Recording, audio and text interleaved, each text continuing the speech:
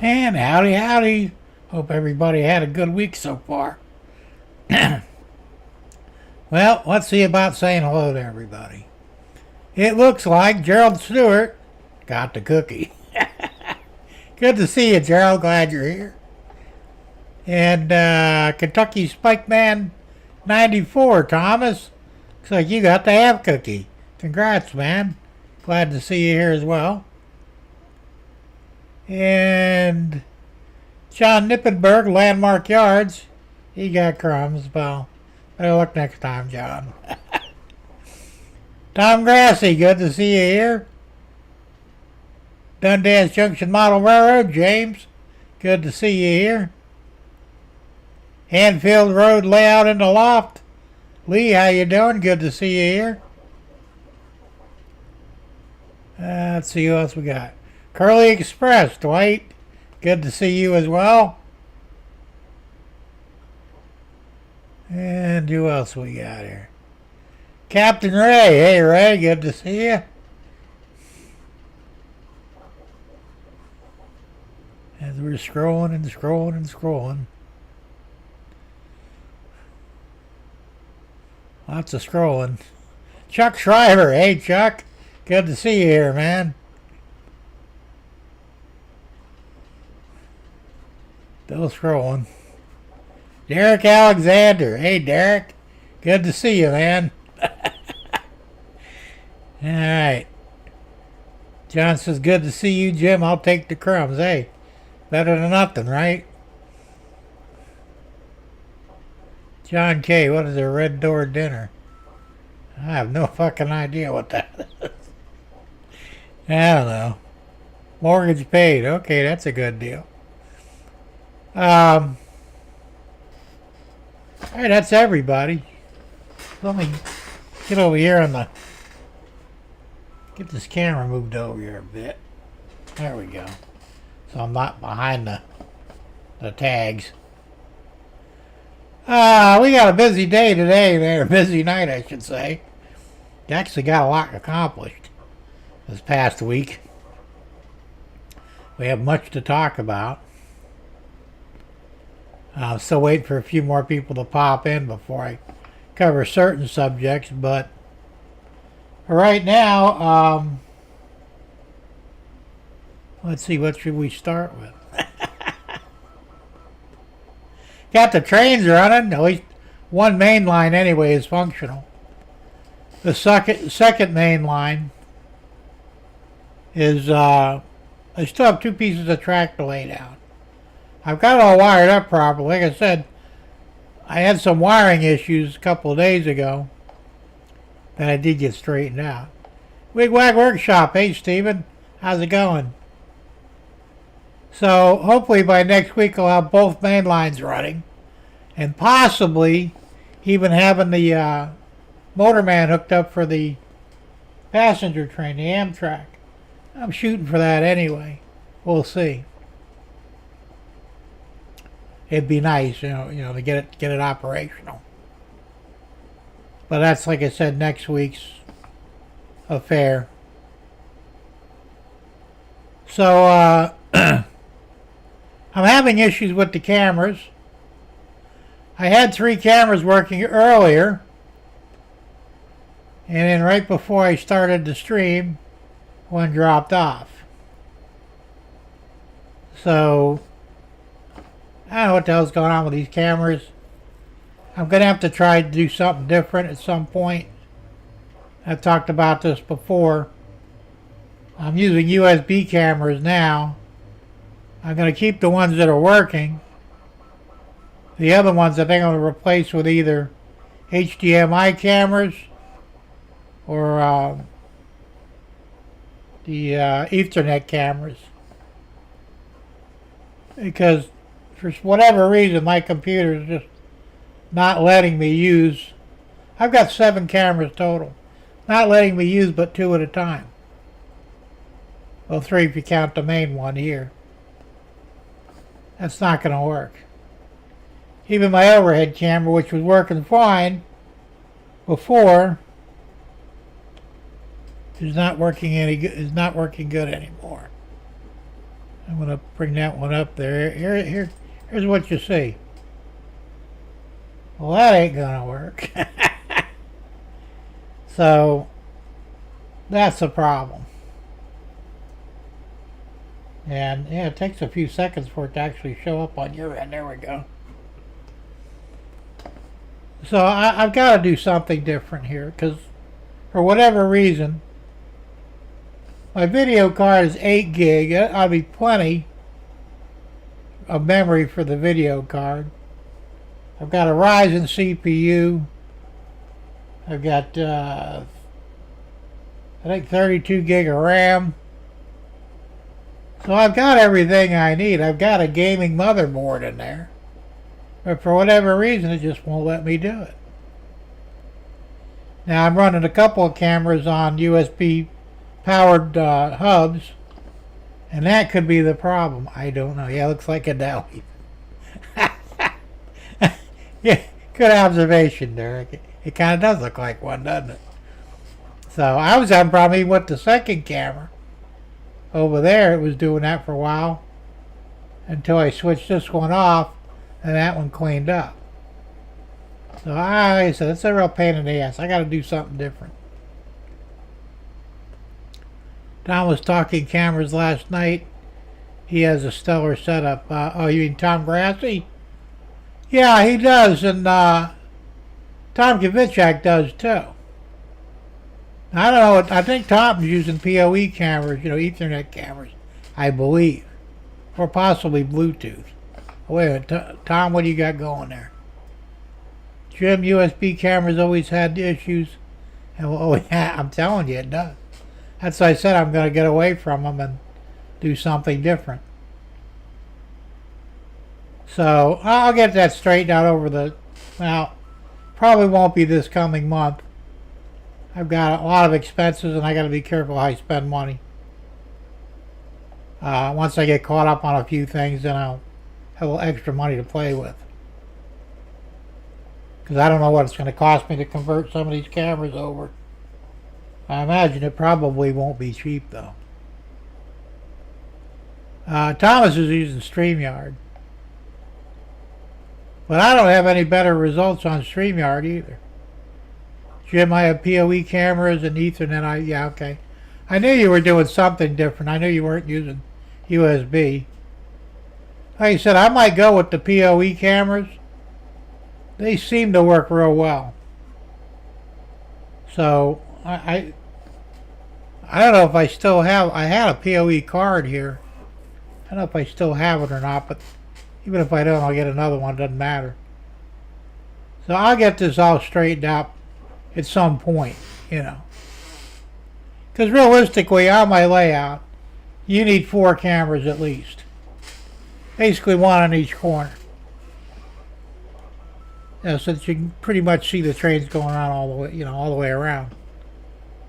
I even thought about putting, I thought maybe, well, they won't work either, but putting one up on the ceiling that rotates. The problem is, though, they only rotate like 180 degrees or something. They have to go back. So that would be that would be problematic too. And how you would get it to actually follow the train is beyond me. So I kind of shit-can that idea right off the bat. Plus, those cameras are not cheap. I want to try a Obsbot Tiny 2 Mini, but not cheap. Not familiar with those, James. Now, at some point, I want to get a good camera, a cab camera for, in-cab camera for the locomotive, and I am going to get one. At Choo Choo Trains or Choo Choo Camera, I don't remember what it's called. They have them. They're not terribly expensive, and I think they work on Bluetooth. Jim, the SV3C Wi-Fi cameras work great. Also, they are a little cheaper than the PoE Ethernet camera I have. I don't know how well Wi-Fi would work in here, though, to be honest with you. I mean, it might work good now because I've got Starlink and all the equipment's right here in the shed. So I've got, the Wi-Fi unit, the power supply. It's all right here, so I might be able to utilize the Wi-Fi a little better than when I had Comcast, because Comcast had all the equipment in the main house. So Wi-Fi was okay here, but not 100%. Dwight got one. Heath and DB Tech uses them. Okay, I did not know that. I'm looking into that too. Like I said, I got to do something different here because it just aggravates the shit out of me. You know, I'm using a Logitech. I think it's a 922 is my main camera. It's a good camera and it works great. I bought it new a few years back, and you know, if it ever does break, I'll buy one just like it again.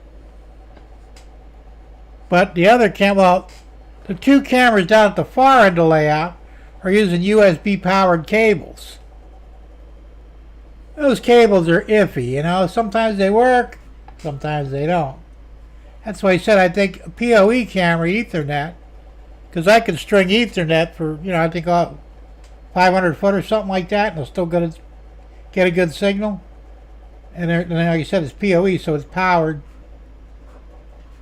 Tom Grassi, what are you using to connect all these cameras? It's a good question. Oh, it's PoE. He's got to have a PoE card or junction to convert it over, I would imagine. Jim, test your phone on the Wi-Fi in the shed and browse YouTube video to see how it works on Wi-Fi. Well, it works beautifully in here. That's why I said I got a really, really strong Wi-Fi signal, because the Wi-Fi unit's right here. It's like 2 foot away from me. So I don't think I'll have any issues with that. I forgot about that, you know. I'm still thinking, you know, Comcast. Comcast sucks. Yeah, my wife got I guess it's for poor people. It's $14.95 for their cheap internet. And it's total garbage. I mean, she said her phone won't even work if it's like more than 20 yards away from the router. I'm thinking, no, that sucks. Hey, Joe Rader, Black Rock Central. How you doing, Joe? Good to see you here. So, you know what? My fucking, where did it go? There we go. My chat disappeared. I was paying attention to the screen. Yeah, so like I said, I'll get it. PoE stands for Power over Ethernet. So basically, you're using an Ethernet cable, but you're providing electrical current to it as well. So you don't need external power for your cameras. Because like my security cameras are Wi-Fi, you know, for around the house, but you have to plug in a power source. So I've got wall warts that plug into the wall to provide power to them, even though they're Wi-Fi. And they're iffy. I mean, the one here, because I've got one right up here in the shed, and it goes out a lot. You know, I don't know why something interferes with the Wi-Fi signal, but that doesn't work on the same Wi-Fi as Starlink. So that's a whole different deal. That's a Wi-Fi unit that's on the main base in the house. Some screwy shit. Tom Grass says, James, I connect my camera using Ethernet. Okay, we know that. John says, well, guys, I'll check back after dinner. Well, hurry up and eat. I got some good stuff to talk about in the show tonight. I'm only kidding. Enjoy your dinner. We'll see you when you get back.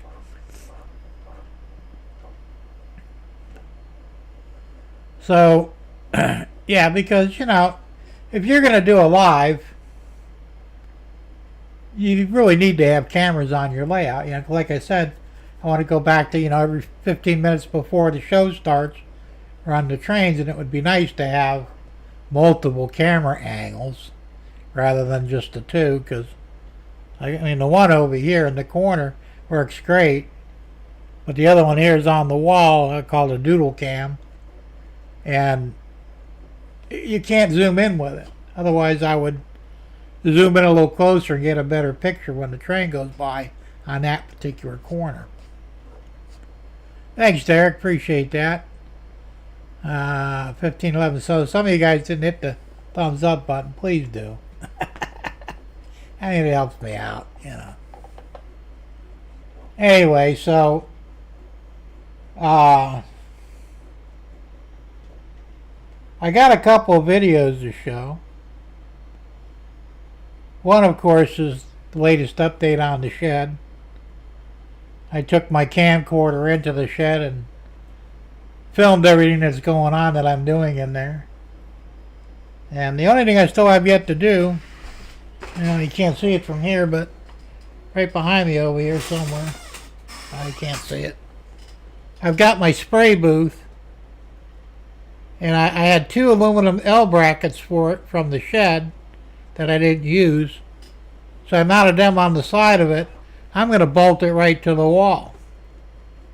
And of course it's got a fan in the back, so I printed a vent, I don't know what you'd call it, a vent chute or whatever, to go through the wall. And then I've got this other part, the dryer piece.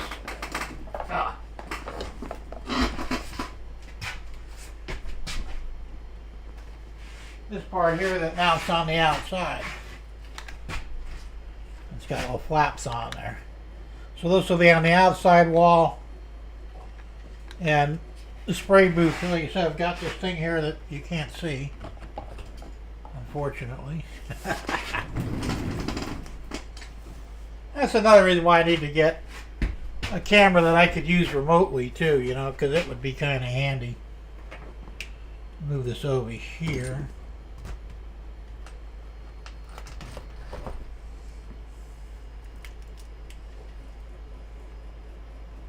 Alright, now you can see it. So here's the the spray booth. It's all folded up. But I printed this piece to go on the back. It's screwed in, and it'll stick right to the it'll go right to the back wall of the shed, the outside wall. And this will sit right over it like that and screw onto the outside wall of the shed.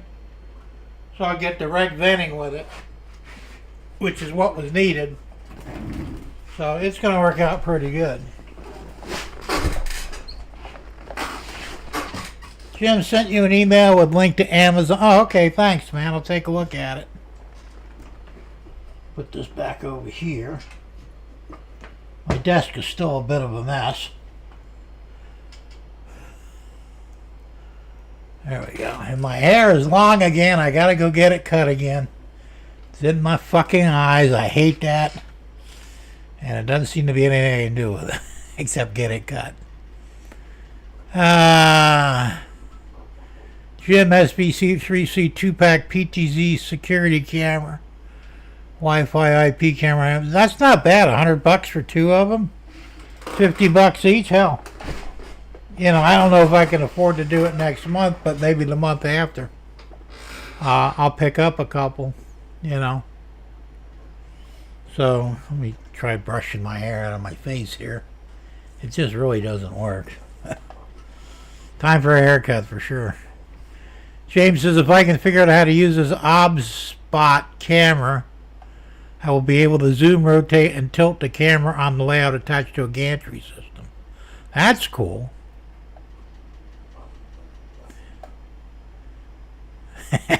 Thanks, Gerald.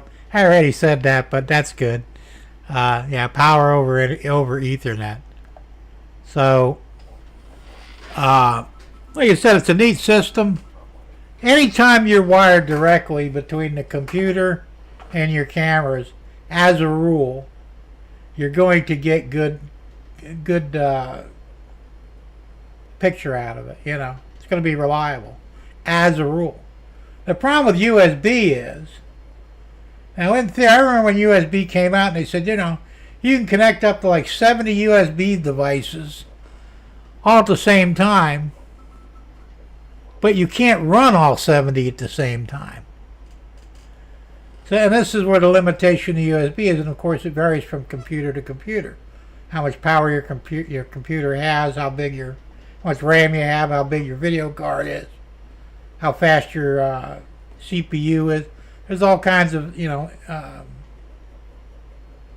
I can't think of the fucking word now, but there's all kinds of variables that will determine how many cameras you can use. That's why, like on a laptop, unless you have a gaming laptop, like two to $4,000 ones, you can only run 2 cameras on them. They simply won't let you do anymore. So, let's see. Sorry, the link is longer than what YouTube will allow for a comment. Yeah, that's fine. I know that happens. James says the OBS spot, that's a tough word to say. Tiny 2 mini light is $249 plus the remote control. That's pretty cool though. Even it's a bit pricey, but if it does all that and it's reliable, why not, right? Thomas says, Derek, do this search on Amazon SV3C Wi-Fi security camera. There you go. So, like I said, I've got to get it straightened out. It's always about money, bottom line, of course, but, I'll get it sorted one way or the other. Hey, Raymond, how you doing? Good to see you here. James says that's a Canadian price. So it's probably, a little cheaper in the States, I think. Aren't our prices a little less than yours? I think. I don't know. I can't keep track of all this stuff anymore. So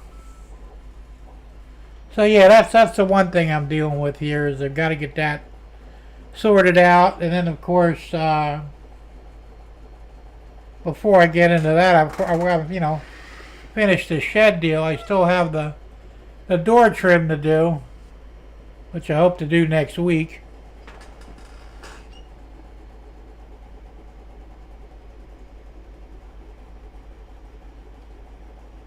Exactly, Tom. You're right. Oh. That's what I'm saying. It's a pain in the ass. The weird thing is, when I first started, I had 5 cameras hooked up and they were working fine. Now, not so much.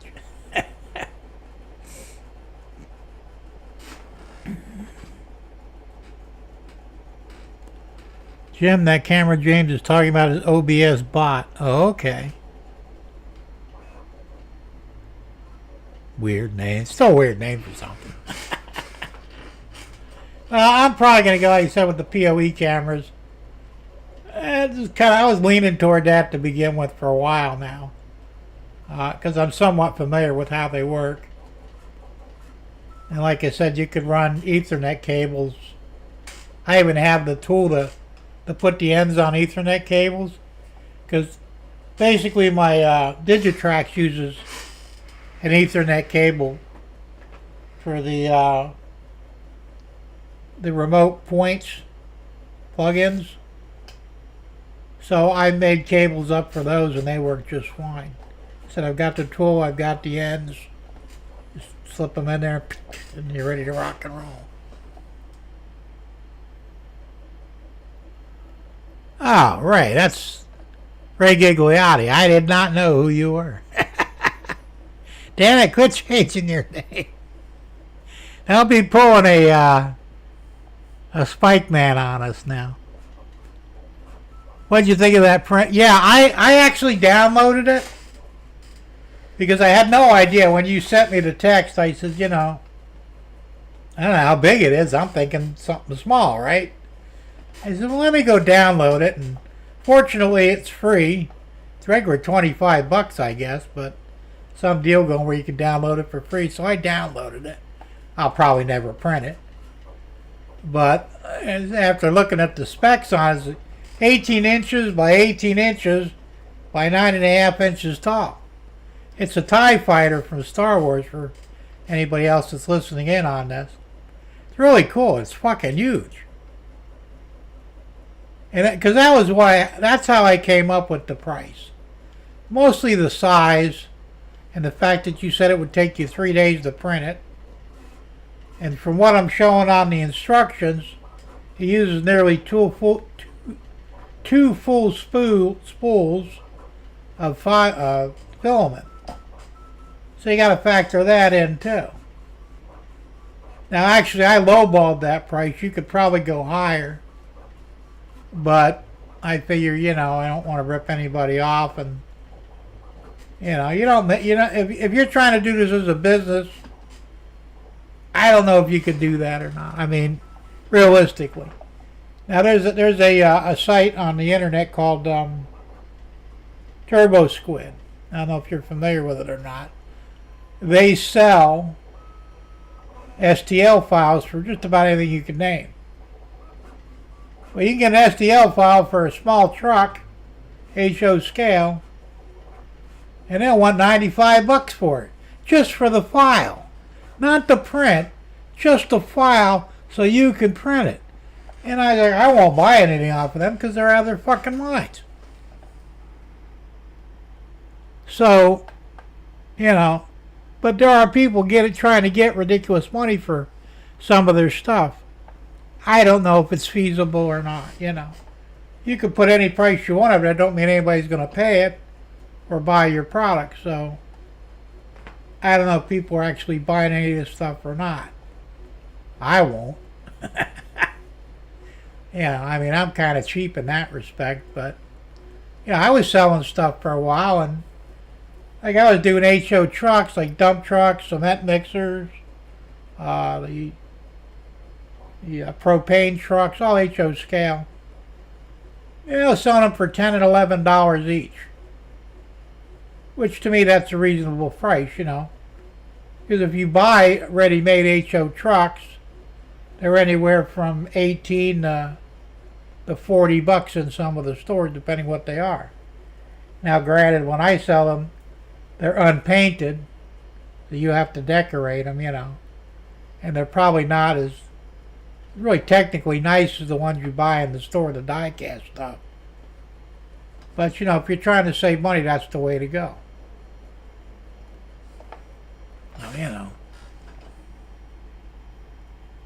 Tom says the OBS bot Tiny 2 is $118.99 on Amazon. Now, it's not bad.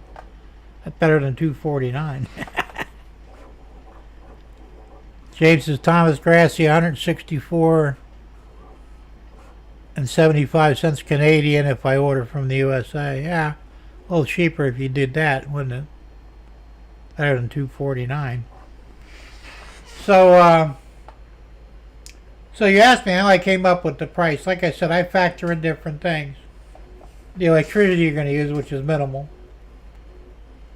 I consider rent of the machine because, there's wear and tear on your machine when you're using it. So during that period, the print you're making for somebody, they're technically leasing your machine for those 3 days. And of course, material costs.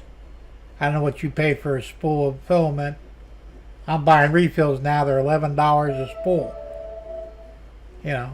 Some of it ranges anywhere from $11 to, I think, $28 a spool, depending what you buy and where you buy it from. So you factor that in. And then just, the aggravation you got to pay, because you got to, pay attention to what's going on. You got to keep an eye on it. So, then when you might even be some finish work after the pieces are printed, you might have to, take off some scale or something like that. So I felt a reasonable price for that was $1.50. And then $40 for the stand, because the stand pretty simple. But once again, it's pretty good size too. And you can vary it up or down if you whatever you want to charge. But if I were building it for somebody, that's what I would get for it. So, but yeah, it's a cool model, I'm not really into that sort of thing. My brother, I think he bought the Starship Enterprise. They got a model that's, I can't remember the scale, 152 scale or something like that. Pretty big. But he wanted to they have a shuttle that goes with it. Well, it's supposed to go with it, but I guess they didn't include it. And it was extra money. So he says, can you print me a shuttle? Well, a fucking shuttle's like this big, it's like 1/4 of an inch. So I said, no, let me look around. I'll see if I can find a file. Well, I found a file, but they want $15 for the file. So if you want to pay for it, I'll print it for you. Oh, I'll just hold off. I said, all right, fine, whatever. You know, because that's what I'm saying. That's $15 for a file for an object that's, you know, 1/4 inch in length and probably not much less, a little bit less in width and height. You know, it is what it is. Derek says, do you run those by wire from the router or LAN? I think you'd run it through the router, but you'd need a hub, a PoE hub for that, I would assume. Dwight says, I paid $89 for mine. Derek says, not Wi-Fi. Oh yeah, what am I thinking, a router? Now you would need a PoE card, I would imagine, or some device that would interface with your computer, I would assume.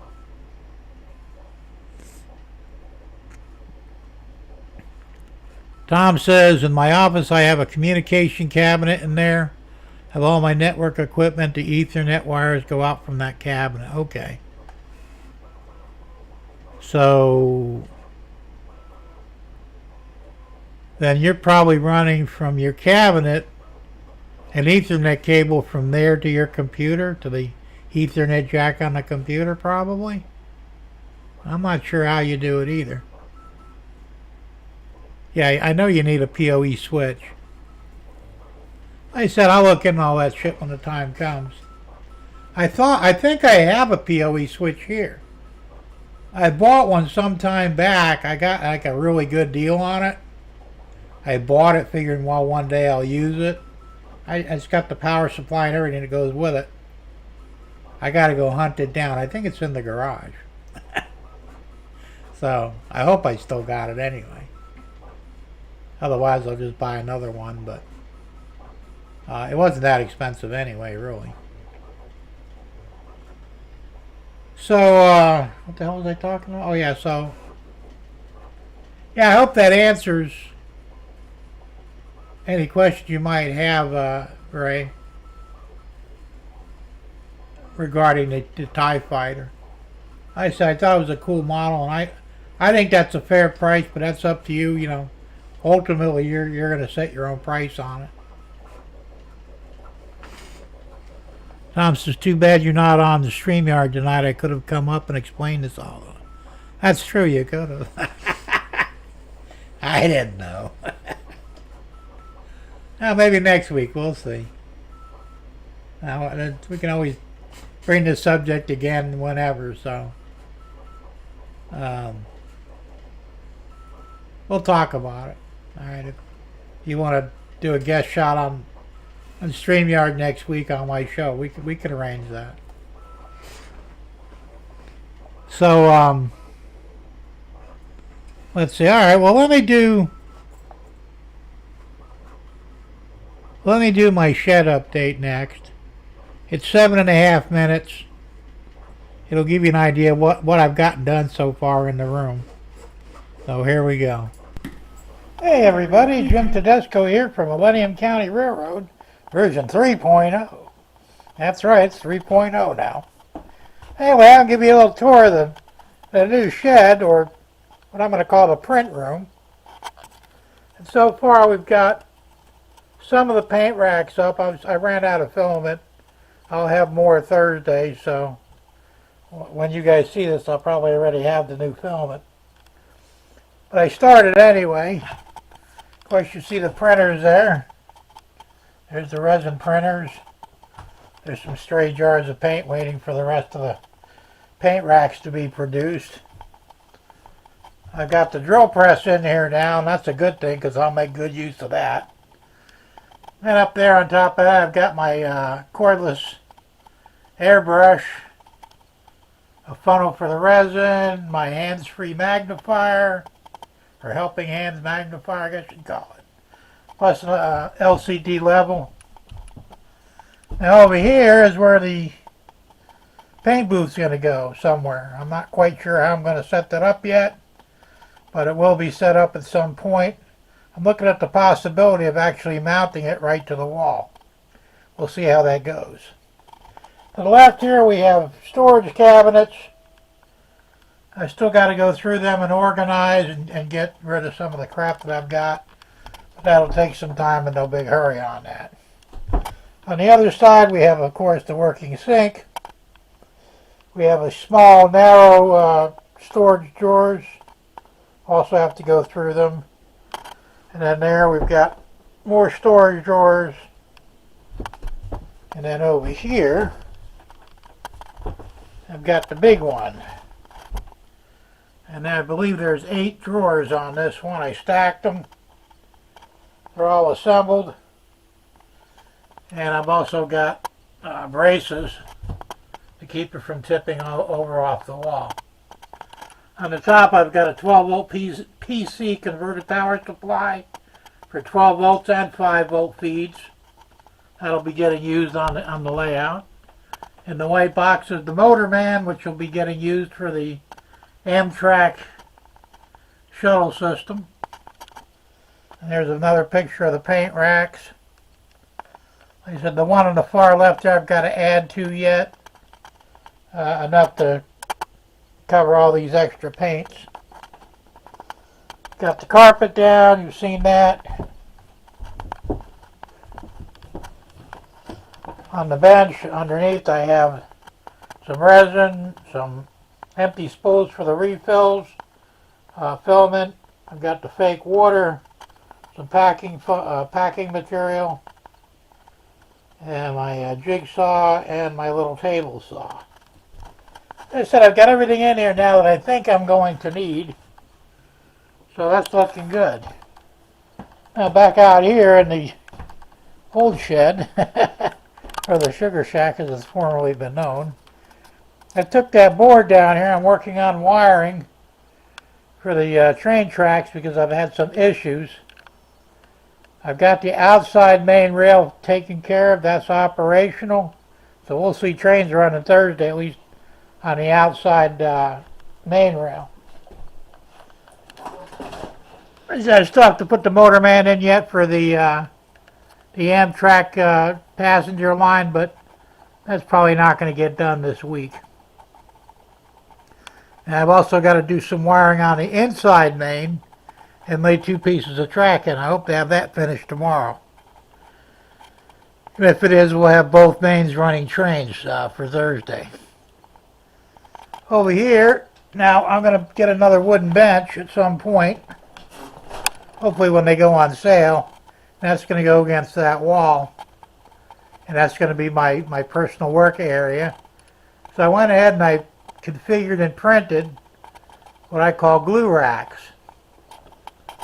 And what we've got here is, see if we can zoom in on that a little bit. On the right hand side I've got Gorilla Glue and the Harbor Freight Super Glue, and they fit perfectly in there. And on the left hand rack I've got Elmer's, Aleene's Tacky Glue, and of course the plastine or plastic bonding agent.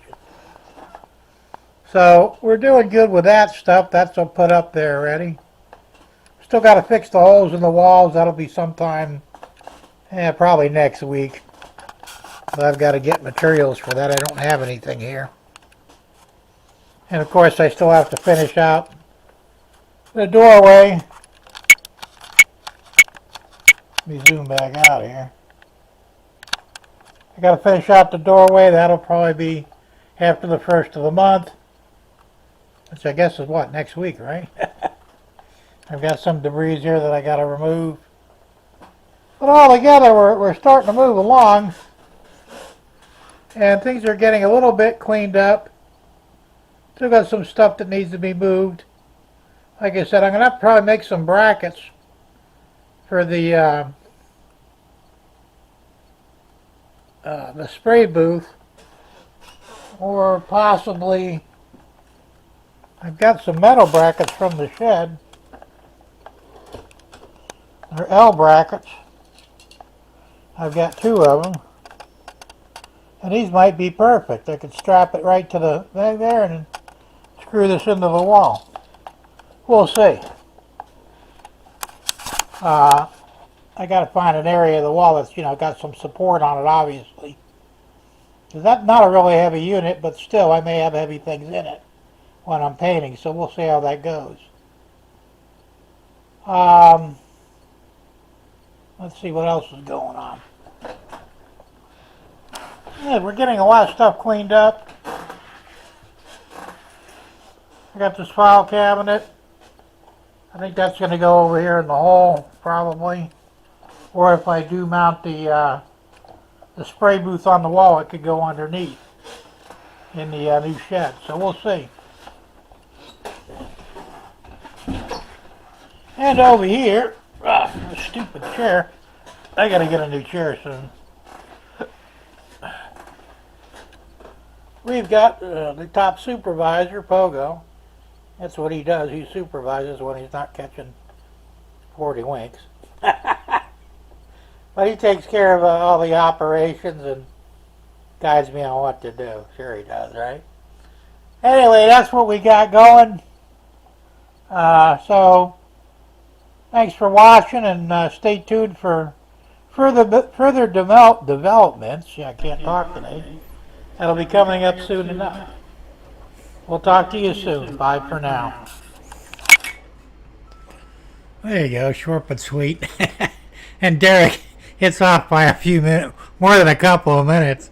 About 6 fucking years. I don't even care. I got this SD card that was in it. Kind of an expensive one. It's a SanDisk, 64 gig. And it went bad. So, in the trash it goes. I shot that video the first time with that card in the camcorder, which is this one right here. I've had this for a while. And I went to transfer it to the computer, and it wouldn't let me. Oh, thank you, Derek. I appreciate that. So I had actually swiped the card out of my Nikon, which is also a 64 gigger, an expensive card, and use it in the camcorder temporarily. And actually, it's a micro card that sits in a full-size adapter. But at least I was able to transfer it back to the computer. Guys, my camcorder clock is off too, but I think I was able to remove the clock from the video. I think I could turn mine off too. I'll have to look at it. Because anytime the battery goes dead, which it does from sitting, and I recharge it, it defaults back to when. That's when I bought the thing in January 30th, 2020. So it defaults back to that if we ever lose charge, It's a pain in the ass. I don't know why they don't have. Like the last camcorder had a separate coin battery in it that held the clock no matter what. And it was good for like 2 years, But, this is a cheap. I got this on eBay. A DVC, some no-name brand, 4K. I'd argue that's not really 4K, but it's not bad. It works. It came with 2 batteries that interchange, and you could pop them right out. Little batteries there. But like everything else, they have kind of a limited lifespan on them.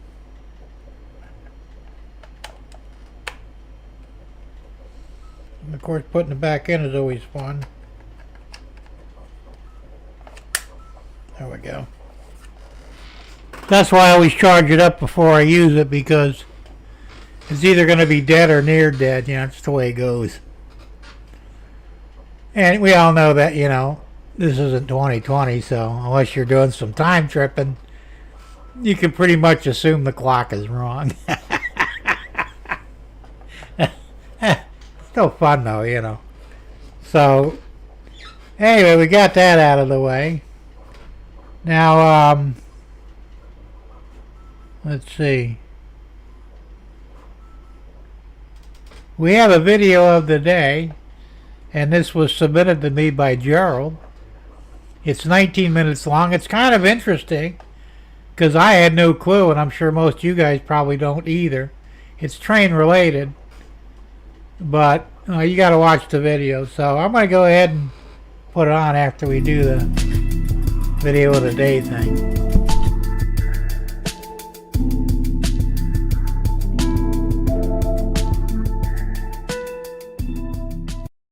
Before 1959,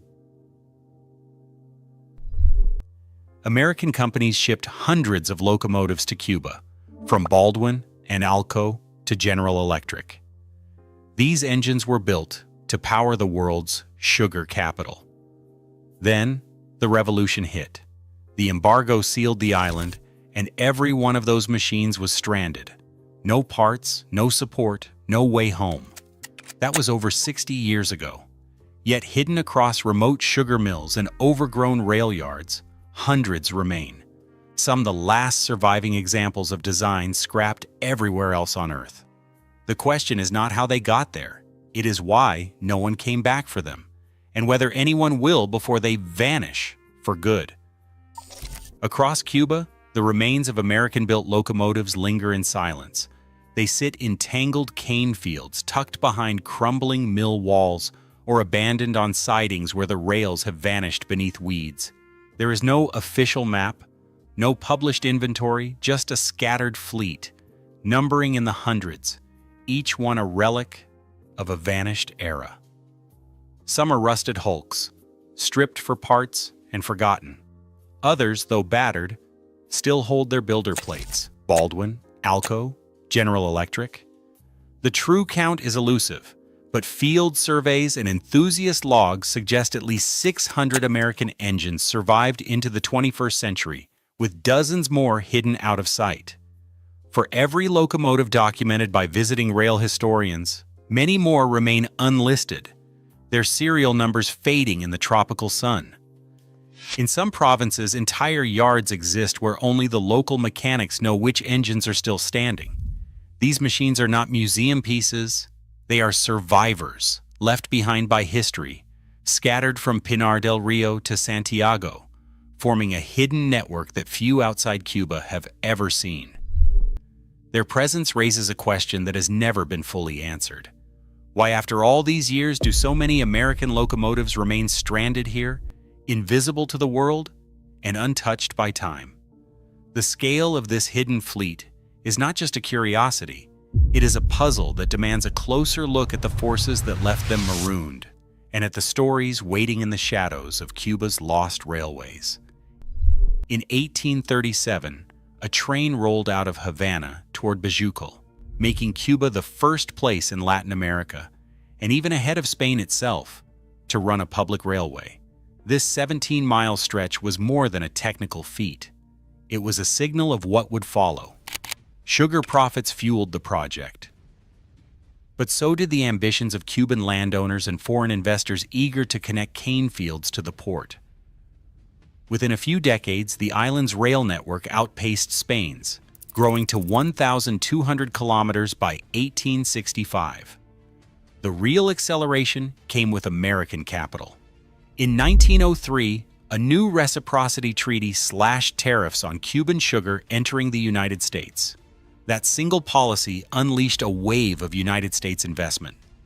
Banks like National City Bank opened credit lines, and American sugar companies poured millions into new mills and the rails to serve them.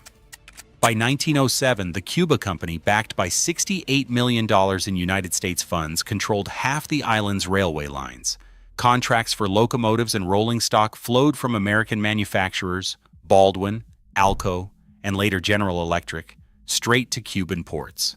For the next 50 years, this pipeline of American money and machinery shaped the island's railways. Locomotive orders were paid for with sugar futures and bank loans underwritten in New York. Each new line or mill expansion meant another shipment of American-built engines. By the eve of the revolution, Cuba's rail density led the world, with most of its rolling stock bearing American builders' plates and financed through American banks. This deep dependency explains why so many United States locomotives ended up marooned in Cuba. Once the political tides turned, there was no easy way to replace or repatriate them. At the heart of Cuba's sugar industry, railways were more than a link to market. They were the backbone of every harvest. Each sugar mill operated as a small city, surrounded by sprawling cane fields that stretched for miles in every direction. To move thousands of tons of cane from field to factory before it spoiled, mills built their own rail networks, private spurs that snaked deep into the countryside. By the 1950s, these plantation lines totaled around 1,500 kilometers, a hidden web of narrow-gauge track running parallel to the public railways. During harvest season, known as the Zafra, the logistics became a race against time. Cane had to be cut, loaded, and delivered to the mill within hours, or its sugar content would drop. That meant dozens of trains running day and night, each one hauling loaded wagons from remote fields to the mill, then returning empty for another round. A single large mill could need 20 or more locomotives just to keep up with the pace. Multiply that by the hundreds of active mills, and the demand for motive power soared. These private fleets weren't a luxury. They were a necessity. The main lines couldn't handle the constant flow, and trucks were no match for the rough terrain or the sheer volume involved. Mills ordered locomotives in bulk, sometimes financing entire shipments on the promise of next year's crop. By the eve of the revolution, the island's sugar sector ran one of the densest private rail networks anywhere in the world.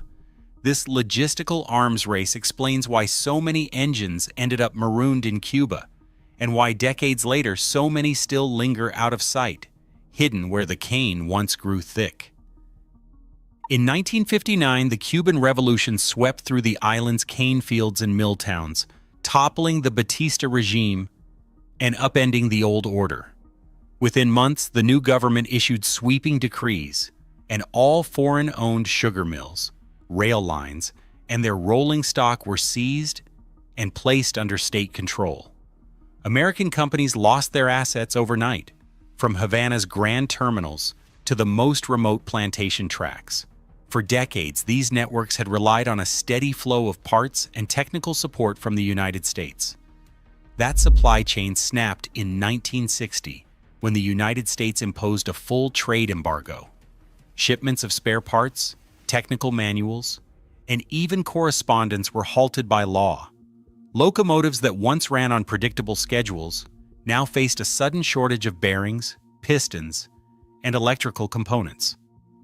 Workshop foremen scoured the yards for anything salvageable, cannibalizing sidelined engines to keep others running. The embargo didn't just freeze trade, it stranded an entire fleet of American-built locomotives in Cuba, cutting them off from the lifeline they depended on. As the embargo tightened, the practical reality set in. The machines that powered the island's sugar harvests would have to survive without outside help. The challenge shifted from policy to the workshop floor, where mechanics faced a daily battle to keep the old engines moving, using whatever tools and materials they could find. Workshop doors slammed shut on the outside world in 1960. The embargo didn't just block new engines, it cut off the lifeblood of maintenance. Bearings, once ordered by part number from Pennsylvania, vanished from the supply chain overnight. Pistons wore thin and cracked, with no replacements arriving by ship or plane. Electrical systems, already temperamental in Cuba's humidity, began to fail for want of a single relay or coil. Mechanics opened crates from the last American shipments and found them nearly empty. Everything from traction motor brushes to oil seals became scarce. Even the most basic fittings, bolts, gaskets, and lubricants were soon impossible to find. The result was a daily scramble. Foremen scoured deadlines for anything salvageable. One engine's broken axle meant another might run for a week. Cannibalization became routine, with entire locomotives stripped to keep a handful moving.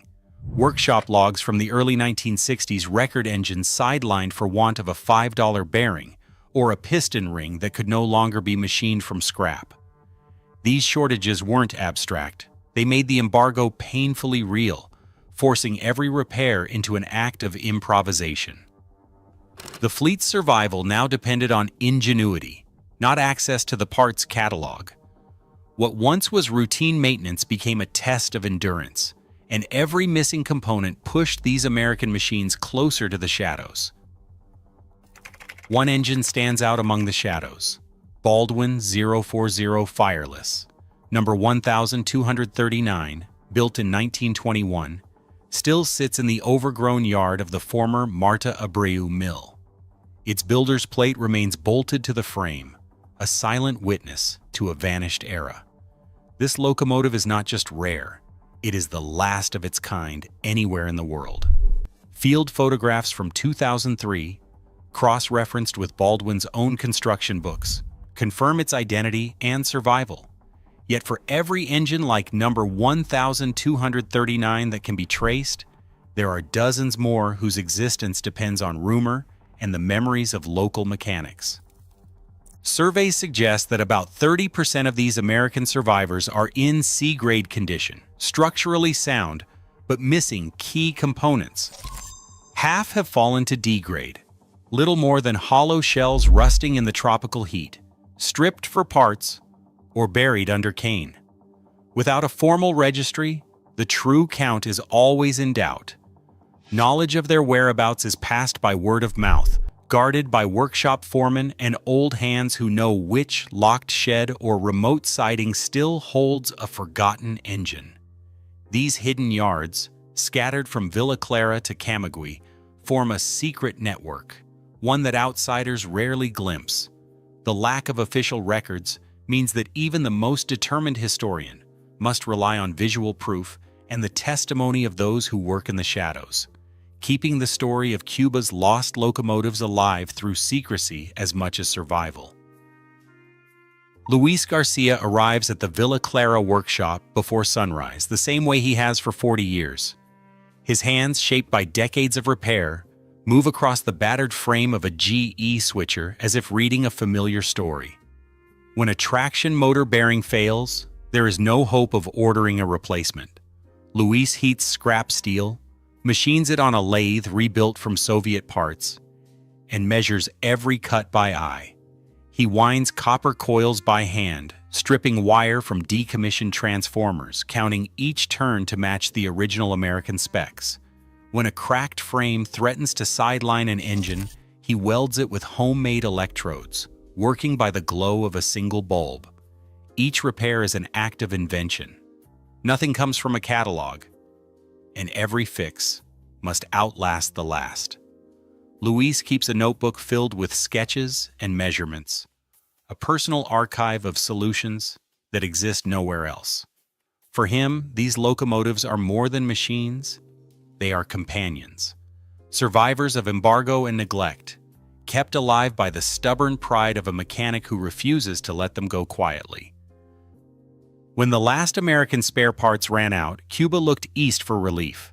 Soviet rail aid began arriving in the 1960s, bringing new classes of locomotives that towered over their American predecessors. The TEM-2, a 2,800 horsepower diesel-electric, became a workhorse in sugar country. CHME-3 switchers and M62 mainline diesels joined the fleet, their boxy profiles and Cyrillic plates a visible sign of Cuba's changing alliances. Soviet engines came with barter agreements, oil for sugar, and for a time, a steady supply of parts. Workshops learned to service these machines alongside the battered Baldwins and Alcos, sometimes swapping components between them. But the system was always fragile. In 1991, the Soviet Union collapsed. Overnight, the flow of parts and technical support vanished. Cuban mechanics faced a new scarcity, this time with no superpower to fill the gap.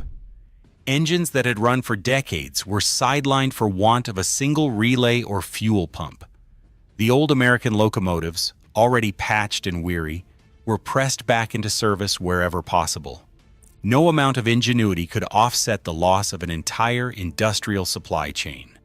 The hidden fleet slipped further into neglect, and the risk of permanent loss grew, making the question of preservation more urgent than ever.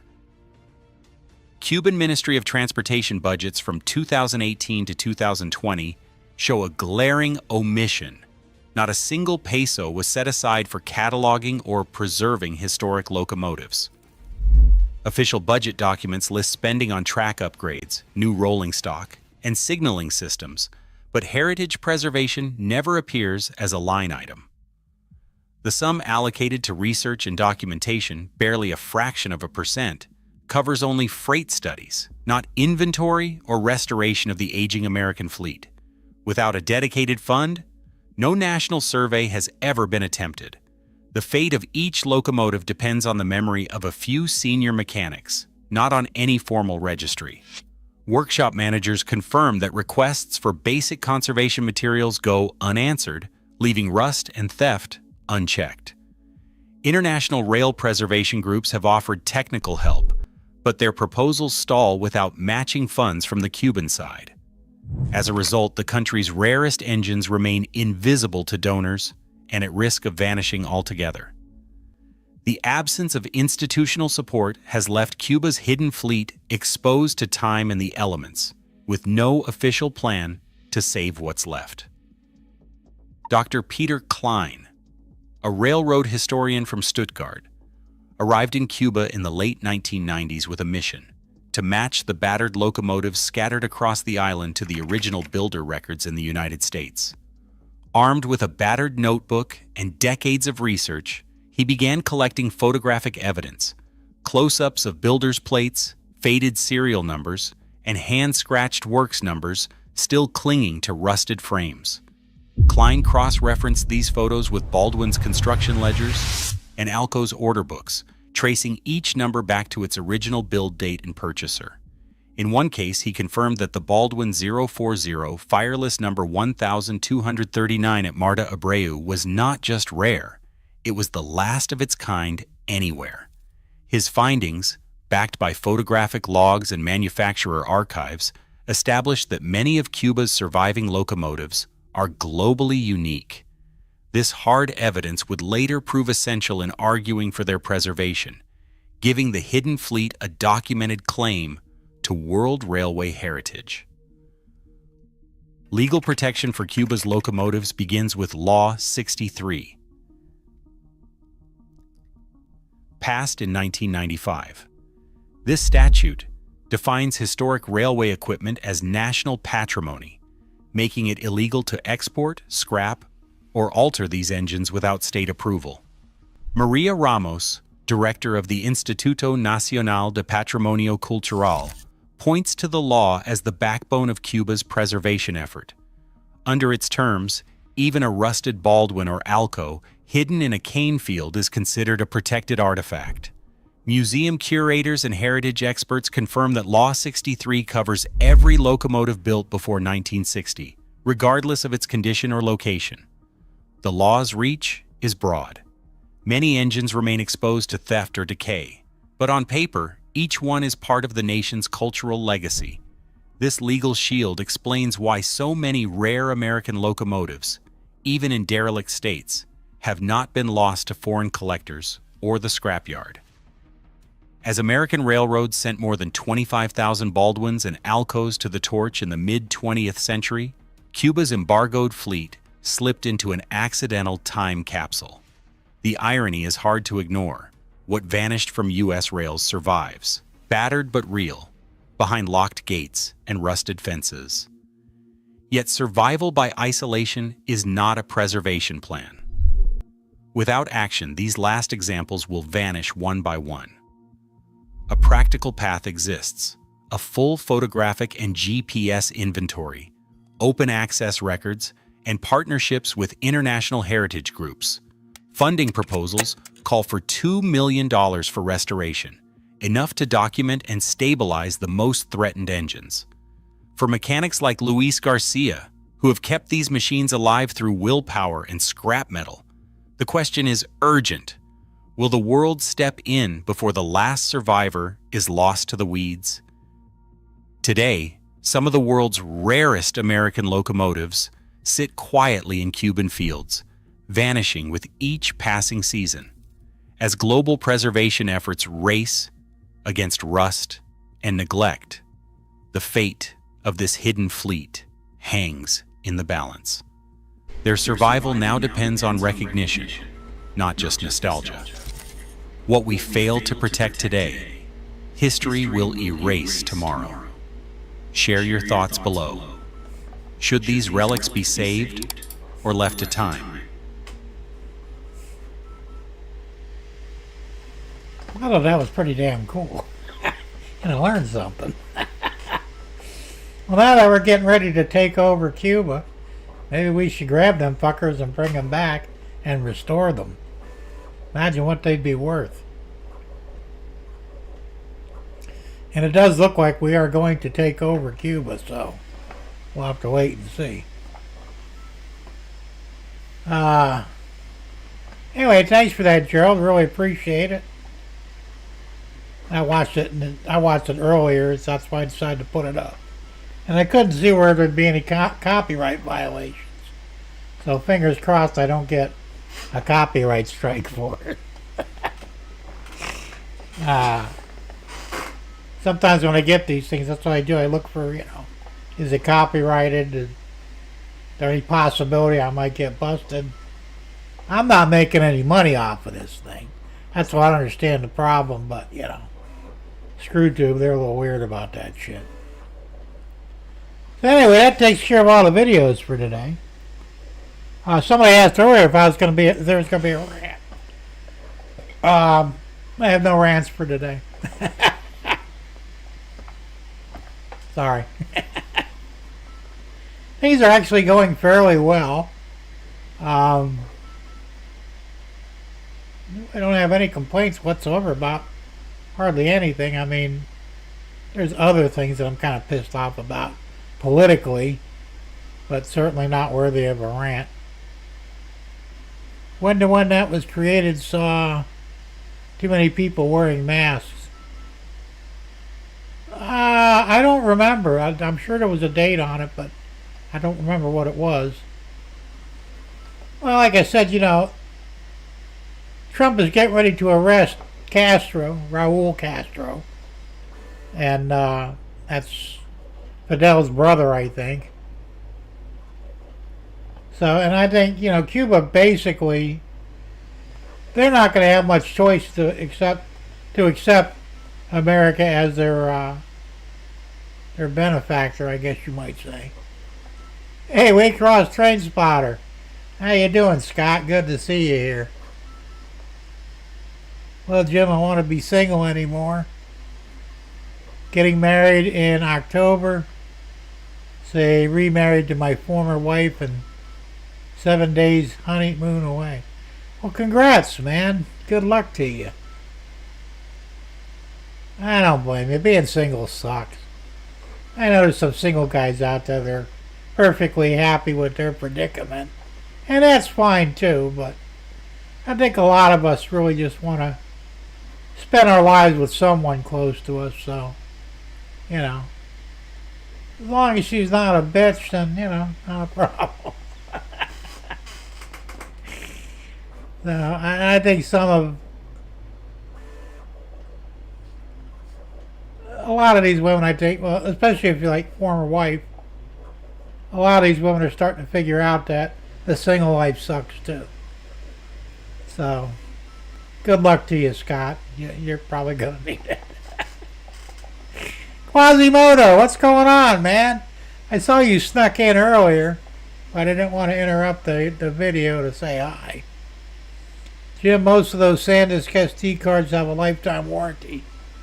Might want to check that out. Really, I was not aware of that. That one's pretty old, though. I think I bought that in 2020 when I bought the camera. And I know they do go bad. It's not that big of a deal. I don't remember. I only paid like maybe $15 for it. But I'll look into that. You never know. I have a pair of Fisker scissors that I bought like 40 years ago. I used to sharpen them up, Finally got to a point where there was so much play in it that they were worthless. So I called the company up, Fiskers, and I said, these are supposed to be lifetime warranted. Yes, sir. I said, well, you want me to send you these ones back? He says, no, just take a picture of it and tell us what's going on with them. So I took a picture of it, telling us, there was play in it. And you couldn't sharpen them anymore, so he sent me a brand new pair, which I'm still using. And so, I like that lifetime shit. Some of it's pretty good. So, but thanks for that, Quasi. I will check into that. That's like, my Digitrax controller. The one that came with it, the old-fashioned one, it fucked up and I threw it away. Well, I took it apart and couldn't do anything with it, so in the trash it went. And I find out there's a lifetime warranty on that. Motherfucker. Now I bought the newer one a couple of years back. I like this one better. And I plan on getting another one, possibly two. Because I'm thinking of maybe using a wire, because they're already wireless. It's wireless capable. I'll put one up on the top for, I have a holder for that one for the yard, so when I'm doing yard stuff, I can control up to 2 locomotives with that up there, and then I'll have another one down on the bottom here on the inside that I'll have wired. It doesn't matter because I've got wire points all over the place anyway. But so I want to get 2 more, and they're not cheap. I think they're around $200 each, if I remember correctly. But they're nice. I like them. I know some of the guys like the NCE setup, like Tom does, Tom Grassi, because it has a slider on it. Me, I'm old-fashioned. I like knobs. And that was the only reason I bought the Digitrax to begin with.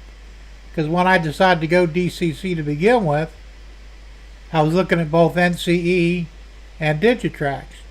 The Digitrax is actually more expensive, but the reason I bought it because it had the knobs on it, where the NCE had the sliders.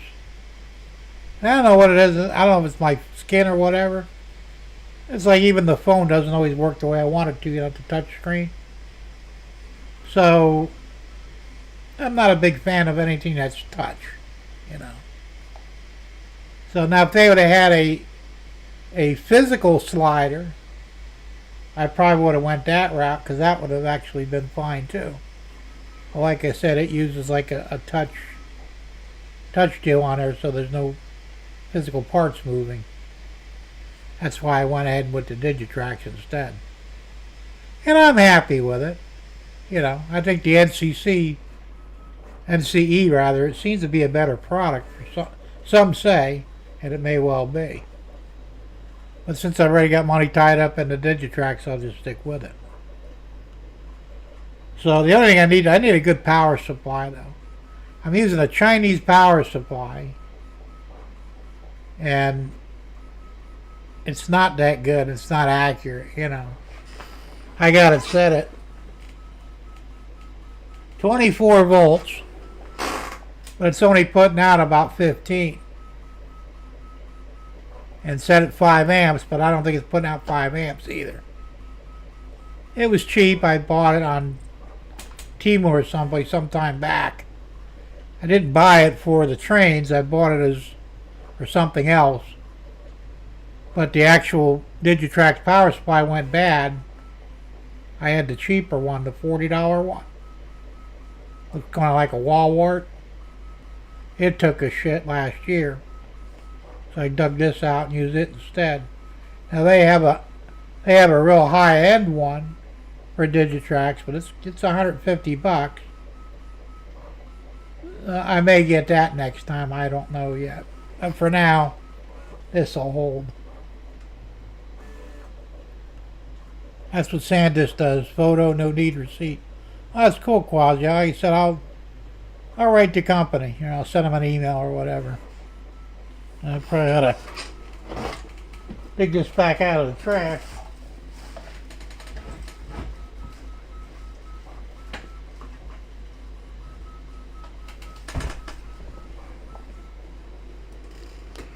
Fortunately, the trash was empty. Otherwise, I would have had to empty it out and start again.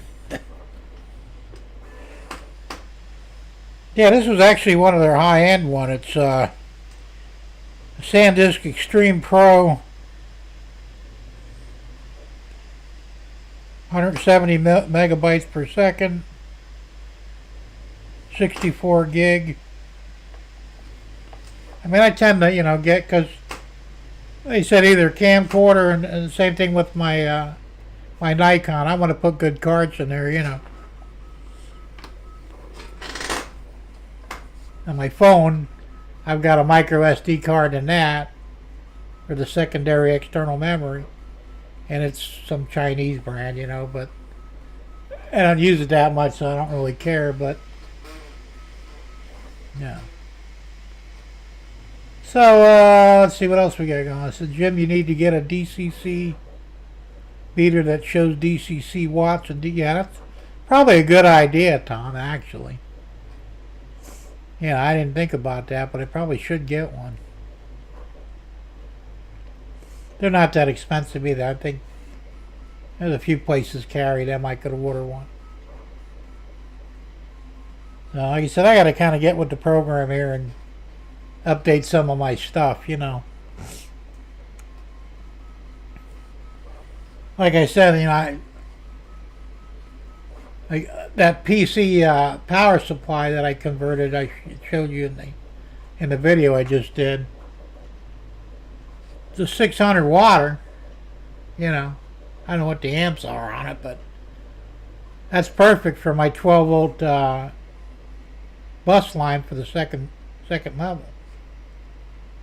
So I'm going to mount it down low and wire into it, because like I said, I went ahead and I did the modifications to it, and I've got a 12 volt feed and a 5 volt feed. So I don't know what I use the 5 volt for, I'm not sure. Jim, I'm not sure Digitrax has one. Might want to check with them on the DCC meter. Yeah, I'll look into it. Like I said, if they have one, or even if Digitrax or NCE has one, it'd be compatible. Basically, anything that's compatible with a DCC system should work. So, oh, thanks, Quasi. There you go. Sent me the link, man. Cool. Thank you. Hey, yeah, you know, saves me a few bucks. Saves me a few bucks, right? Actually, you know, money's so damn tight now anymore. It's getting ridiculous. I gotta get a new seat too. I wish I had a lifetime on the seat. Of course, it'd be bad luck if I ever make some things, because I go through a seat about every year or so. Except for the one I've got in the house. That's a good seat. The I can't remember the name of it now, but I paid $800 for the fucking thing, and it's still in good shape. The only problem I have with one of the armrests, I think the cat got to it. So I'm gonna, but they're replaceable. They're magnetic, so I could buy a new pair of them for like $40. Fucking cats! I'm telling you what, they're very destructive. But other than that, that chair's, I've had it for, I think, 2 years now. It's just like the day I bought it. It's nice. I like it. I think RC Circuits or RR Circuits has one. Okay, I'll check it out, Derek. Thank you. There isn't even a lifetime warranty on your ass, much less the seat. Tell me about it. I could use one on my ass too, believe it or not. And of course, a lot of lifetime warranties are fucked up anyway. You know, like the parts store, or was it not AutoZone, the other one? I can't think of the name of it now, but yeah, Secret Labs is the chair. Get rid of those cats, absolutely. I wish I could, but the wife loves cats, man. She will not part with her cats. It's only well, actually, the three we got now are okay. The indoor cats. The outdoor cats, one of them used to be indoor, and I think that's the one who tore up my chair. It's an outdoor cat now, so you know they can kiss my ass. AutoZone, that's who it was. My office chair was $3,500, and I got it for free when my office updated the office furniture. Oh, fuck you, man. Yeah, I know. Because when I worked at the golf course, my boss got one of those. Well, his was $2,000. Of course, it was quite a few years back, but that thing was like sitting on an air mattress or something. That was so comfortable you could fall asleep in it. And I said, well, how come I don't get one? I'm a manager. He says, well, you ain't high enough on the rank to get one like that. So I got a cheaper one, but we never changed them out. So, because otherwise I could have probably either got it for free or bought it real cheap. Even mine wasn't that bad. Dogs are so much better than cats. Yes, they are. Right? I think they are. Right? I mean, there's some cat lovers out there that might argue that with you. That's what Prince done. Now this one here, I don't know what the hell happened here. Let me show you this. This is fucked up. Now, I don't have any cats in here. I don't know how that happened. Just wear and tear. I mean, I'm always on it, you know, like that, but it just started disintegrating. Oops, it just started disintegrating, but it's only this side. Now, this side here is like new. And I've always got my arm on this one, so I don't know what the hell's going on there. Yeah. It's a little weird. But it is what it is. And this was a $60 chair. I think I got this from Temu. Straight from China, $60. It's fucking, I mean, I needed a chair really bad at that point. I said, you know, anything's better than nothing. You should have seen my bring the chair home. I had to take it on the subway and train from New York City to my apartment in Jersey. Everybody was looking at me. How the fuck did you get that thing on the subway? That must have been a trick and a half. No wonder everybody was looking at you. But hey, you know, you do what you gotta do, right? No.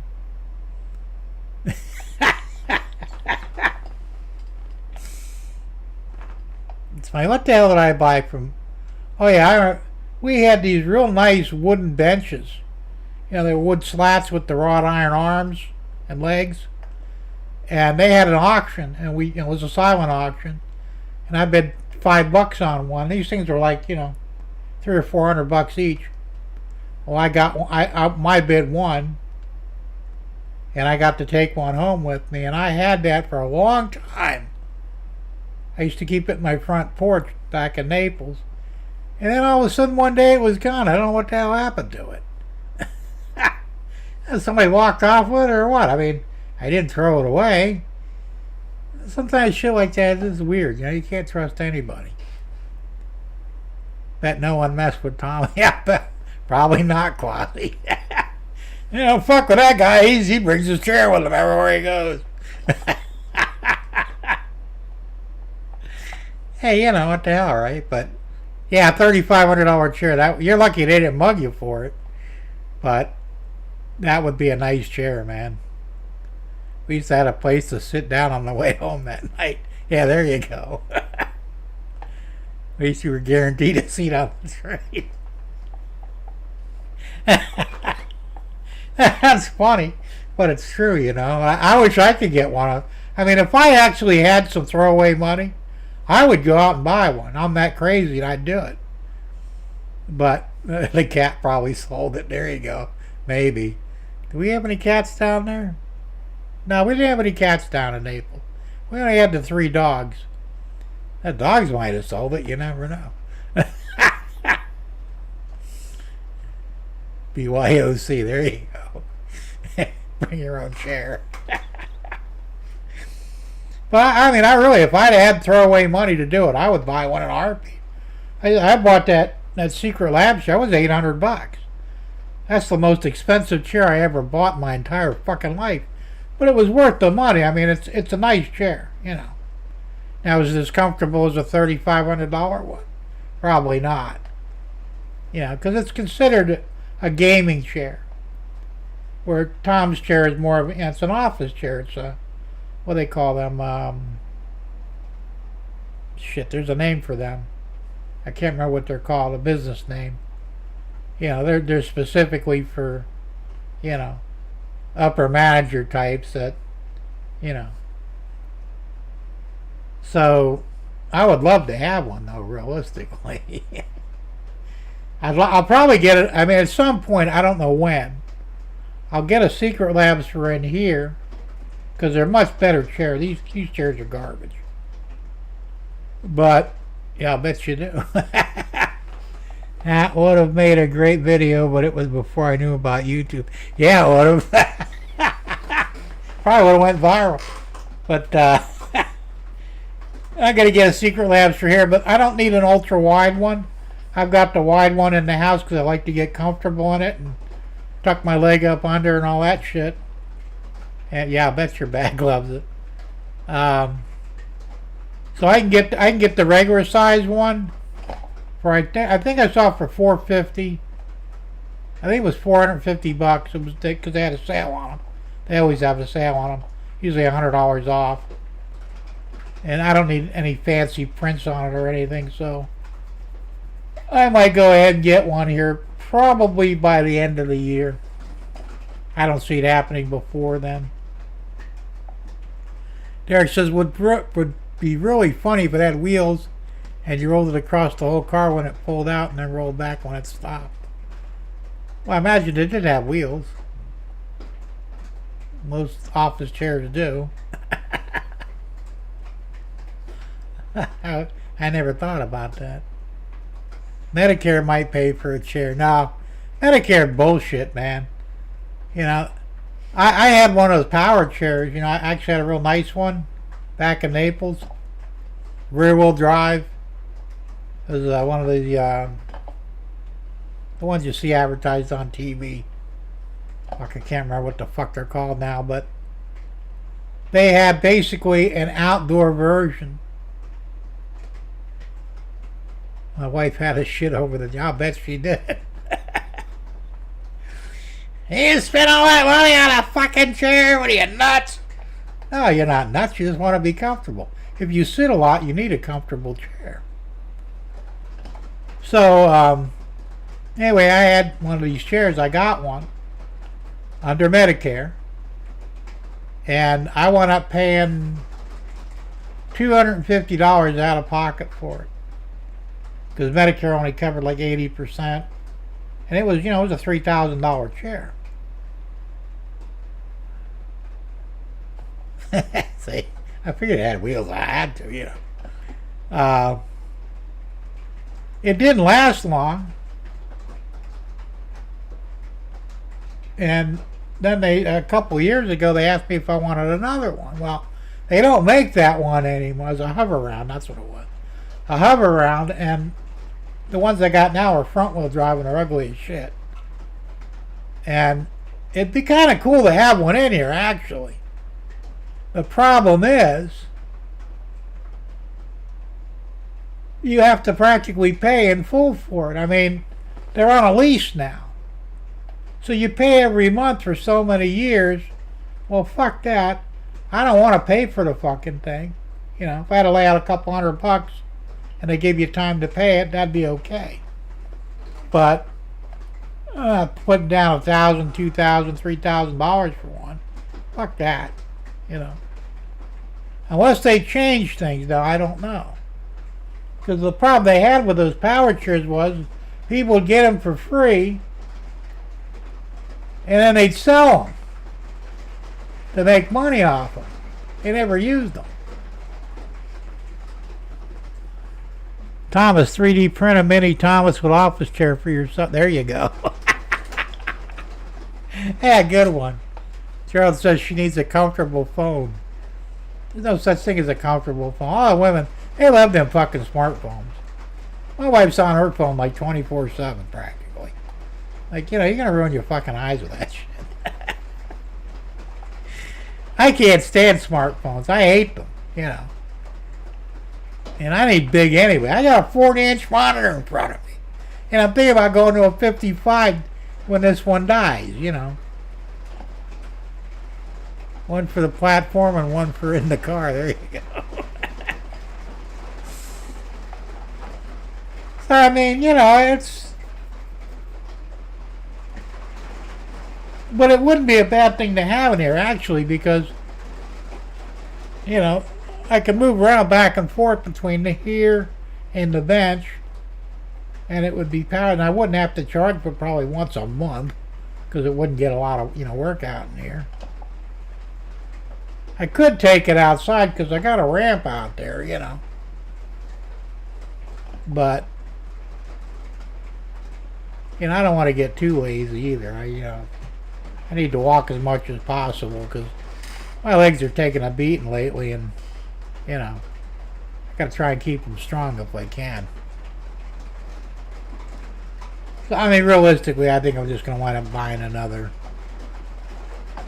What the hell they call it? I don't know. I can't remember the name of them things. There you go. Secret Labs. Another Secret Labs chair. So, like, if I get one for $450, that's not bad,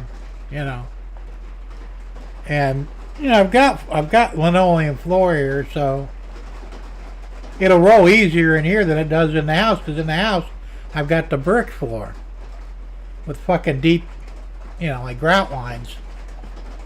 And sometimes that chair will get stuck in there. Now they make big wheels for them.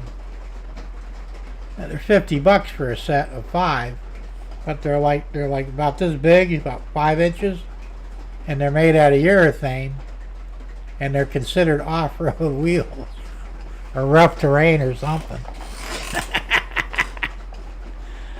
Ray says smartphone plus social media plus algorithm equals ruined humanity. Yes, it's true. I tell you, these fucking phones they're the downfall of society, Just because I think it's disconnected everybody from everything. I mean, they connect you to the internet and social media, but they disconnect you from human relationships, human communication. I mean, my fucking phone. The only reason it's out here is because, you guys say you need to take your phone with you when you're doing your show. I agree, so I bring it out here. Normally, that fucking thing's in the house. I don't take it out with me. People complain, well, you never answer your phone. Well, I'm not around it. Why not? Because it ain't fucking surgically attached to my hip. And it ain't gonna be. TikTok destroyed mankind. Well, probably. Working on it. Talk like a human. There you go. Oh, I don't have TikTok. No, I don't watch TikTok either, but, I mean, I don't really do social media.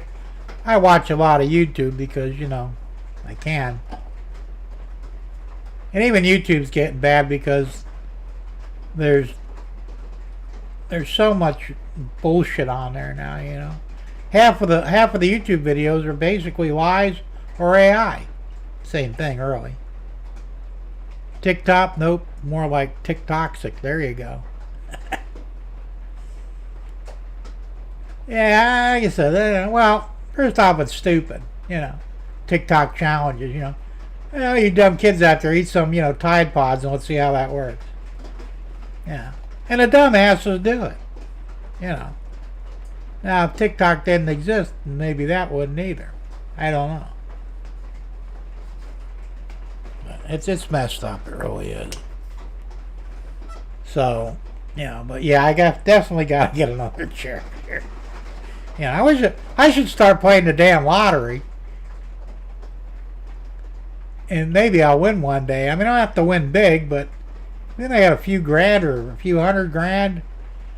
I could take care of all this shit, you know.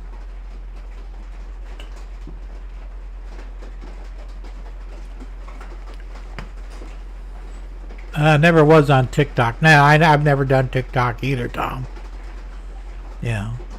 I actually have a, fuck, what the hell's the name of that? Can't remember now. It's one of the social medias. But I don't use it, but I do I'm signed up for it. Stupid is as stupid does. That's true.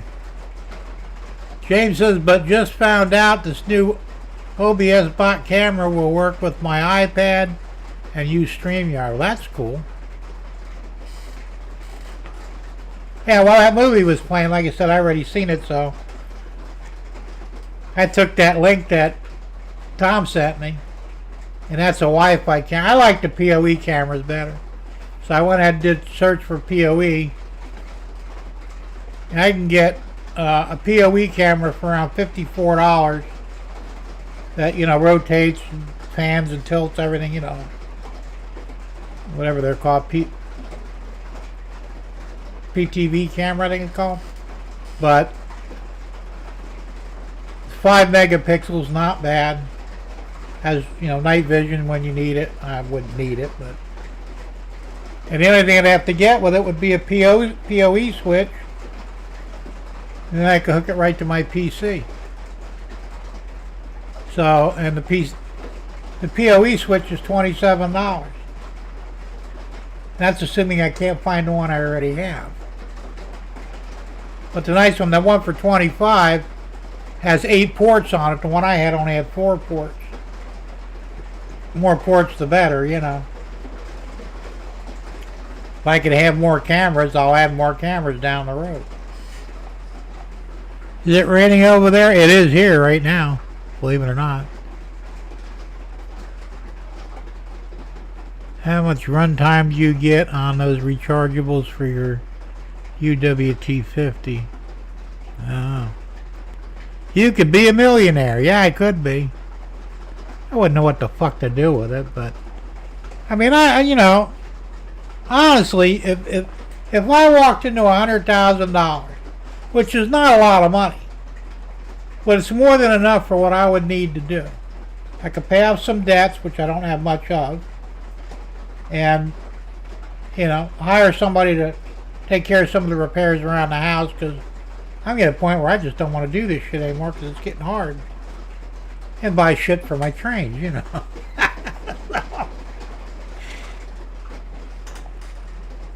Derek, I only Facebook to communicate with trained people. There you go. I have a Facebook account still, but if I get on it every 3 or 4 months, that'd be a lot, you know. And just to check if there's any messages for it. Uh-oh, what happened? OBS Studio reconnection successful. I disconnected for a minute. I didn't even know it. Well, yeah, in the new shed. That's a metal roof. This shed has a tile roof. So even though there's insulation there and all, you still hear a little bit.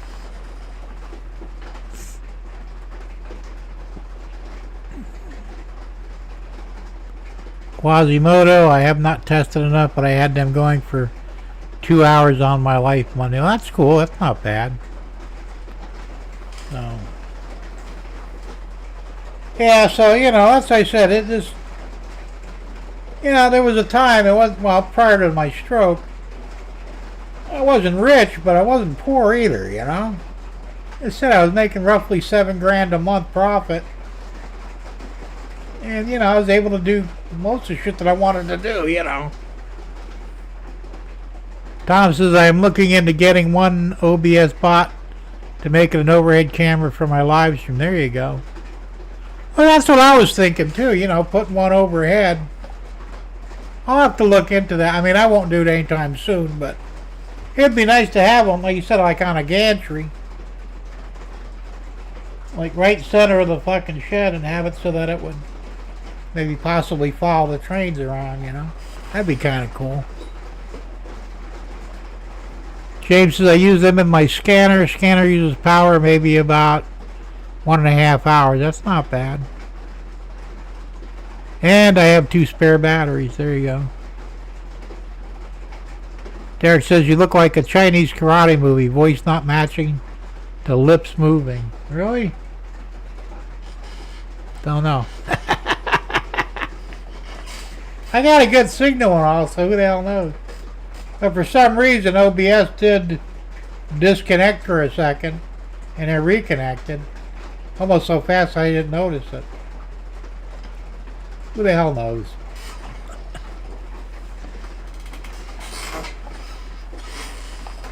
It's always something, you know. It just is what it is.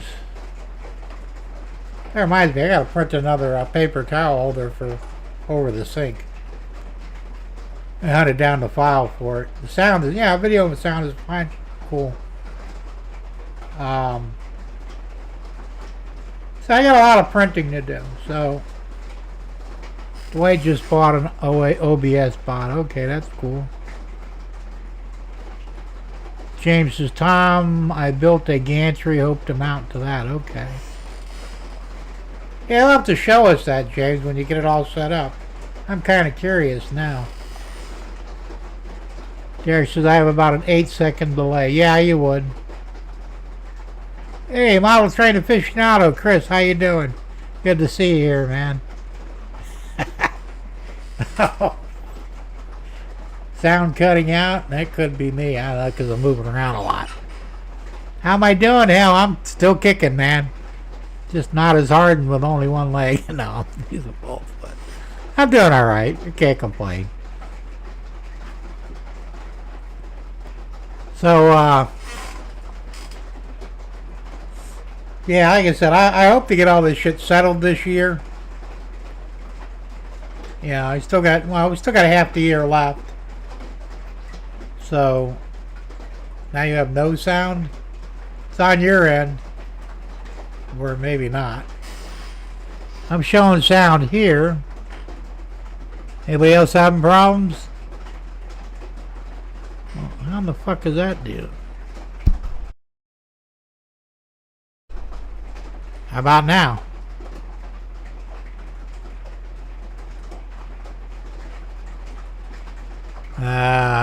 Still no sound? Sound is fine on my end. Okay. I said I'm showing it here that I've got sound, so if you guys lost sound over there, it might be on your end.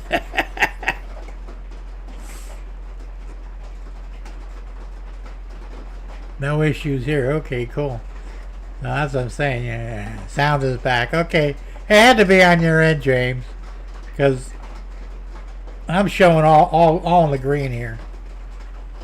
So I mean, you know, I don't have a monitor for sound. I just trust it.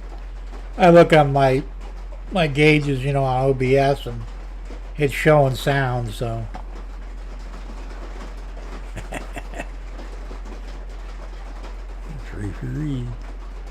How rebooting sound is good now. Coincided with the alert you got, but okay now. That's weird. I don't know. What the fuck, you know? Yeah, Chris says he can hear me fine. Well, that's good. Like I said, I'm good on my end, so it should be good over there. So anyway, like I said, I hope to have some of these problems solved by the end of the year. And I really want to get back to work on the layout again. And that's probably going to happen by the end of June. I mean, I'm going to get the other main line running this week. Well, before next show. But as far as doing any updates on the second level or upgrades even on the first level, that's probably not going to happen till, you know, probably July. We'll see, hopefully.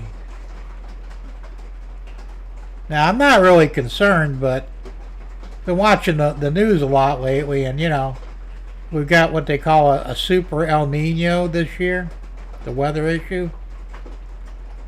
And it's fucked up because one minute they're saying it's going to be basically a nothing burger hurricane season.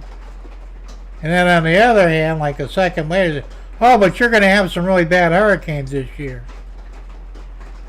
Which is it? I don't think they fucking know, to be honest with you. Tom says, I'm setting up a speed matching track. Got 22-inch radius curve making and a folding case for it. Cool. That'll work. Well, you have a speedometer, right? I gotta make one because I don't think they sell them anymore. But I do have the plans to make one, believe it or not. Using Arduino. So at some point I'll sit down and, you know. So once I get my new bench up here and get set up on there, I gotta move my soldering iron over there, and I got the glues over there and all that. That's gonna be my work area. And this is basically just gonna be for, you know, basic live streaming. Or just watching YouTube. But that's why I want the other wooden bench, so that I can, and I'm not going to put the lower shelf on it either, so I could actually, you know, park right up to it with the chair and not break my legs on the bottom shelf. You don't need that shelf, so I'll leave it off, you know. But I'm waiting for them to go on sale, because I don't have the membership for Harbor Freight. It's not worth getting either. I don't spend enough money there. Going to shut down, big delay with video and sound.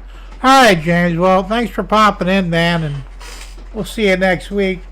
Have a good weekend, be safe, have fun, play with your trains, and we'll catch you next time.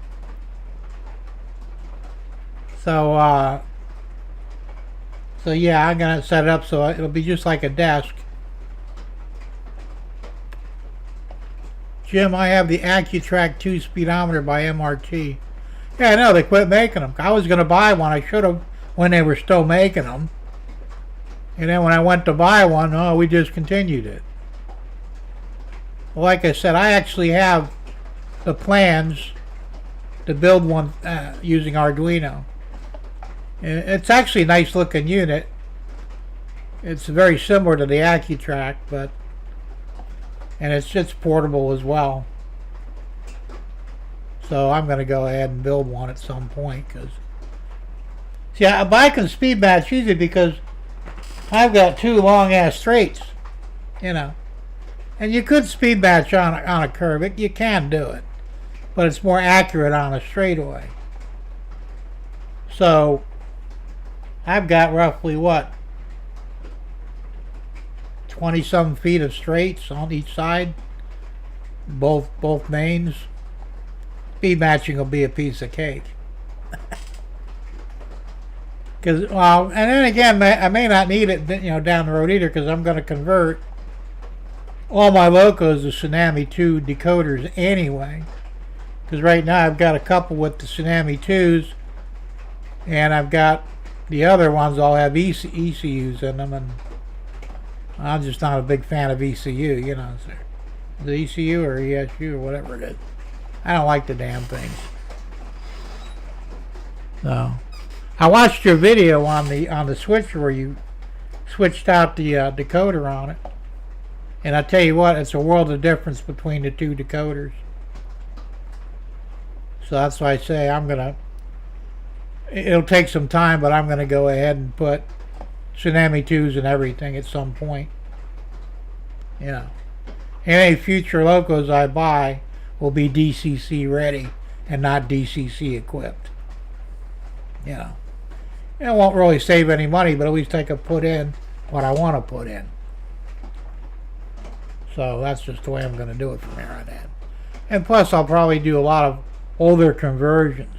You know, I did a switcher that I bought. It was just DC, and I switched. I didn't put sound in it, but I've got DCC in there, and that works great. Soundtracks is on sale. Really? That's cool. I can't afford it, but like I say, I have actually no money to play with right now, but Maybe it'll be on sale again or still later on.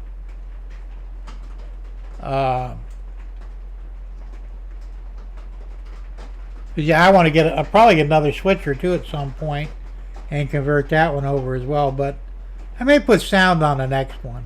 We'll see. They're hard to do because they're small locos, and there's not a lot of room to play with on them things.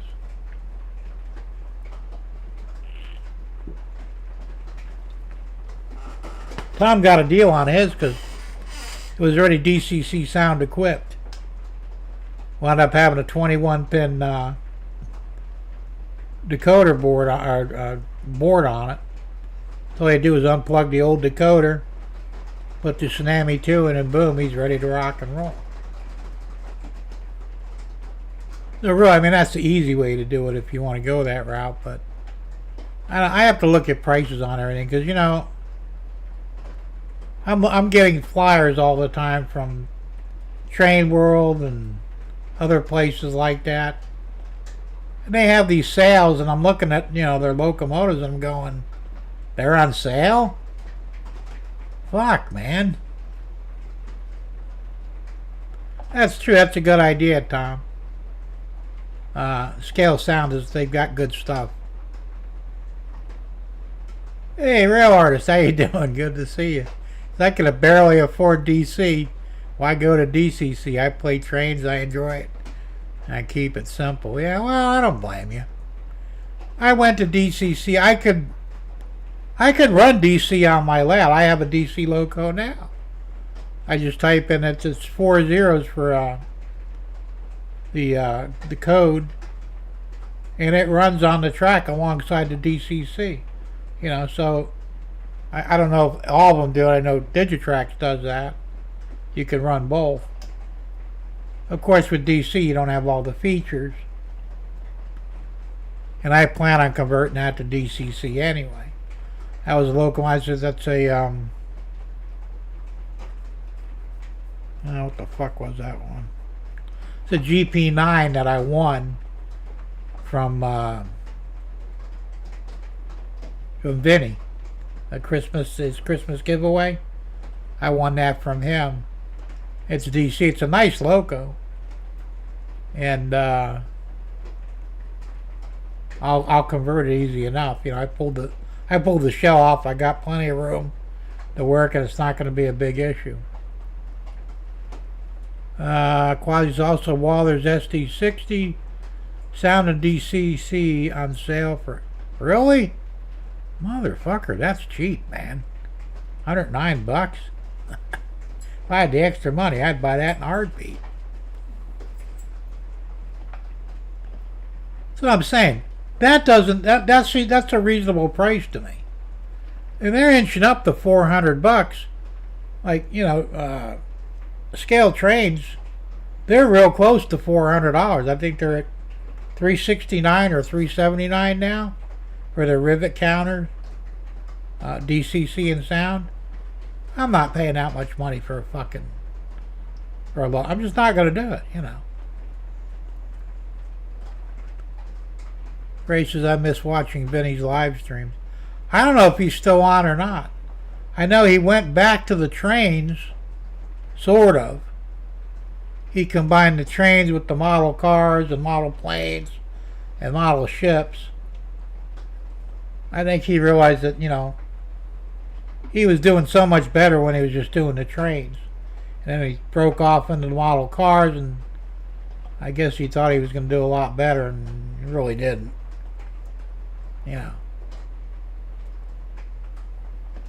I liked watching him when he was doing the trains. I watched him when he was doing the cars too, but I don't know. The cars, I mean, I fool around with the cars a little bit too. And I haven't touched them lately. Matter of fact, I'm thinking, I've got the, I got my 6-wheel Le Mans here that I modified the body and printed it. But I'm going to try and I'm going to reprint it on the A1. I think it'll come out better because there's a lot of flaws in this when I printed it on the Viper. So I'm going to reprint it on the A1. I think I'll get a more accurate print. Well, actually, no, I resin printed these, come think of it. And I think I can do better with this on the Viper, or on the A1. I'm going to try. And if it works out good. You know, because honestly, I like doing resin prints to a certain degree. But I like doing filament prints better. So, you know. Tom says, Waller's on sale site. EMD GP9 sound and DC for $129. That's not bad either. Like I said, you know, usually you can get DCC ready for those prices. Like I bought the shit, can't even remember what the hell it is now. The Amtrak PF42, is it? I think it's PF42. It was DCC ready. Bought it brand new on eBay, and I paid I think it was $139 for it. And if I hadn't have fucked up the pins on the board that was in it, I could have just dropped in a 21 pin Tsunami 2, but I fucked up the pins because I don't know. So I had to put a decoder buddy in there, and which was fine, you know. And it works great, but yeah, P42, there you go. Yeah, it was DCC ready. So it had everything in it but the speakers and the board. But it was set up for everything, so I dropped the speaker in there. I could have put 2 in, but the second speaker I couldn't mount because I wanted to have the Keep Alive in there. And the only place I could put the Keep Alive was where the second speaker went. So I said, well, one speaker's enough anyway. It's loud, it's clear, it's great. I got, you know, I bought, like I said, I bought the Tsunami 2 21 pin decoder for it. I think I paid $106 or something like that for it. So, I mean, for the money I got invested in it, it's okay, you know. But, like I said, so like Scale Trains are selling DCC ready for, you know, $249. You know, if you want DCC and sound, it jumps up to $369, $379. That ain't happening, you know. And Rapido's the same deal. They're very expensive. They're the only really ones you really hear about anymore, but you know, I'd rather buy used locos, remotor them if I had to, and convert them over to DCC and sound. You know, if they're cheap enough, it's worthwhile investment.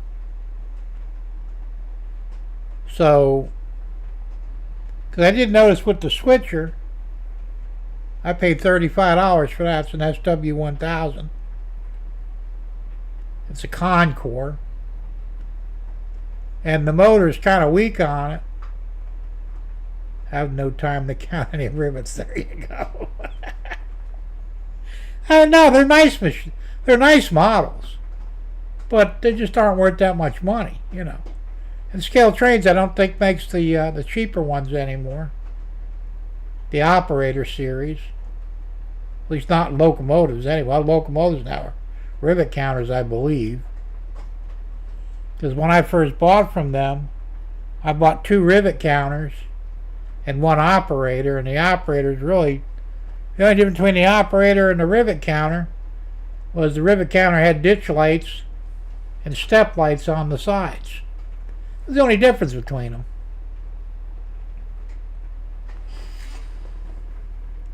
Gerald, what's that for? ModelTrainTechnology.com. Okay, there you go. I'll check that. I got a lot of links that I gotta check. Ray says I'm an axle counter when it comes to accuracy. There you go.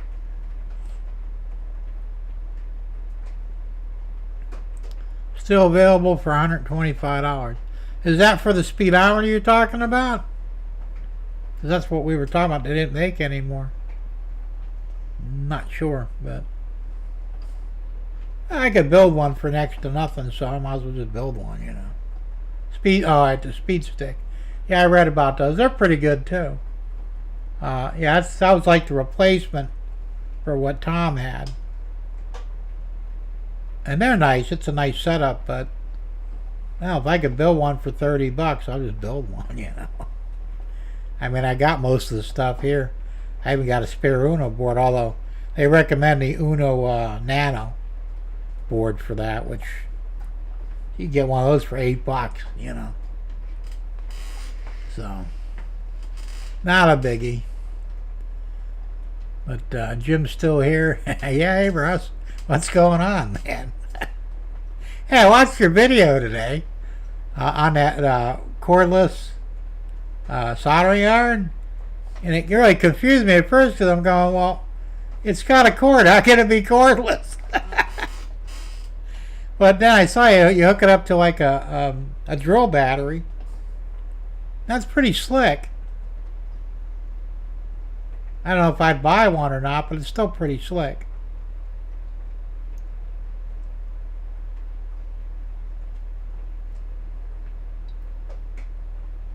Ah, that's pretty cool, Quaz. Y'all remember that. As long as the number of axles is accurate to the prototype, I'm more than just satisfied. Well, I'll tell you, honestly, I like the 4-axle locos better than I like the 6. The problem is all the ST45s, 40s, whatever, they're all 6-axle. And I'm okay with it, but honestly, I prefer the 4-axle over the 6.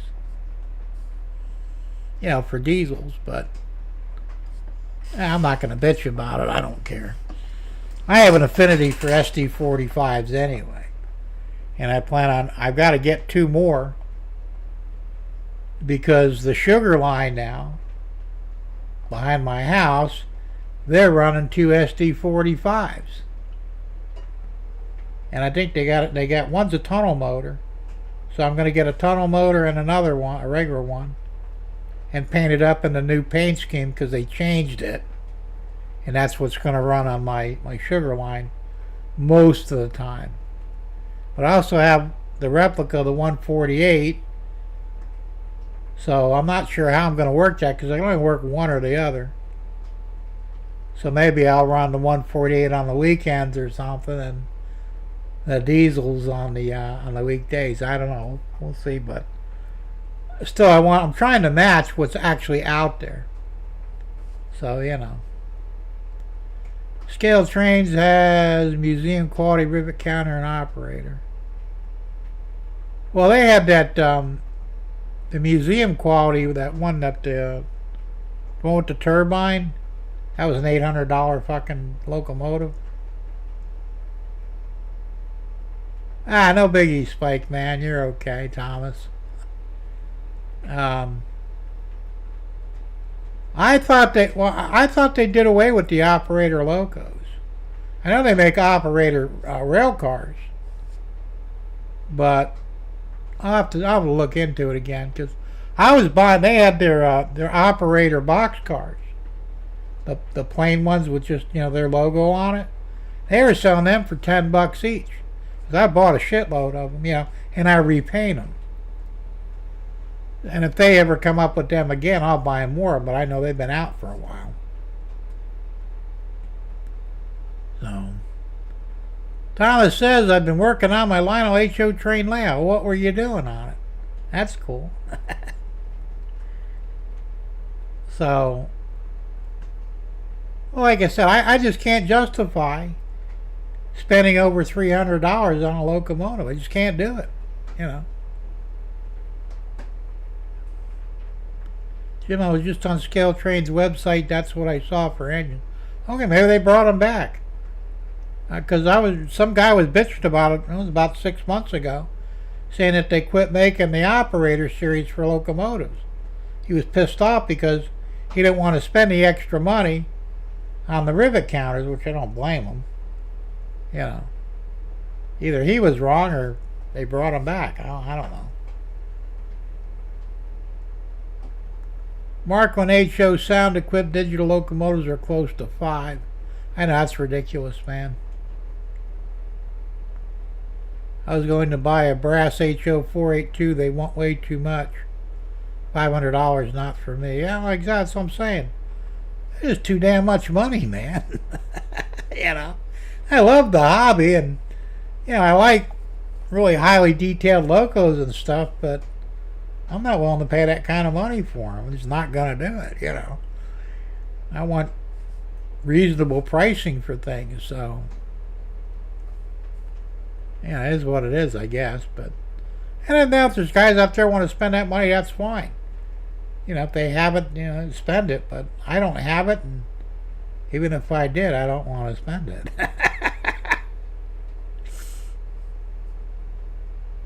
I almost bought that Real Fans SD45, and that was $412, and I pre-ordered it.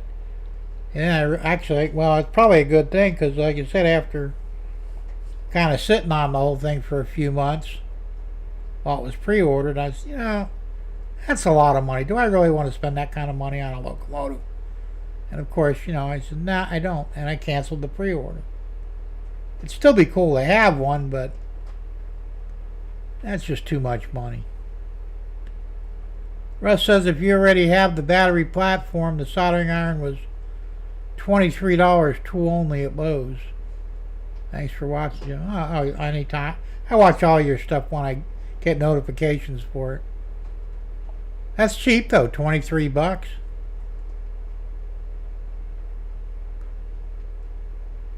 That's not bad at all. It's still not a bad deal, because it's easy. Like I have a plug-in deal, and it's great in your workspace. But if I want to go solder joints or something, or like I got to solder feeders. Now I have a propane-powered soldering iron. The only problem with it is, and it is a big problem when you get down to it, the exhaust port is down near the tip. If you get too close to your hand, you're going to burn the shit out of yourself, and I've done it twice already. And, and you're constantly filling it up propane because it doesn't hold a lot, butane, I should say. I'd rather have an electric one. I used to have an electric one.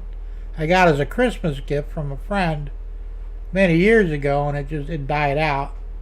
But I got to get something like that, though, because like I said, if I could bring it to where I'm at, it's cool.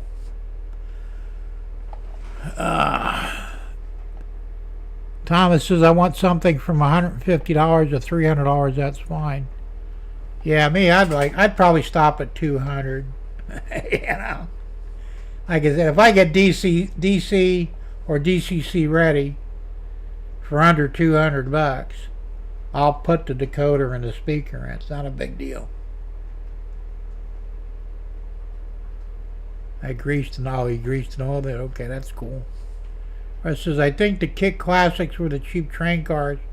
Yeah, that's what I was buying. The Kit Classics box cars. They were red with the Scale Trains logo on them. I bought like 10 of them. They were $9.95 each, and I think free shipping if you spent over $50 or some shit like that. And I got them and I repainted them. I made them into the bark box train cars, and I think I got one there. It's Pepsi. They're great. You repaint them and decal them, and they're great, And then, like I said, they went away. I don't know if they ran out or they quit making them. If they ever come back, I'll buy more of them. Unfortunately, the only thing bad about Scale Trains is their couplers still suck. Yes, they changed them, but they're not much better than what they used before. I think they're using the Kenrys on there, and the Kenrys aren't no better than what they had before. So I would definitely put Katie's on there. I'd change everything over to Katie anyway. Thomas, thanks for the info on a GP9. They want $15.99 shipping for a 14-day delivery. It's kind of pricey, but that's not too bad. Yeah, I saw that. I actually left a comment in your chat on that one, Thomas. It looks heavy. Made of sterling silver. Cool.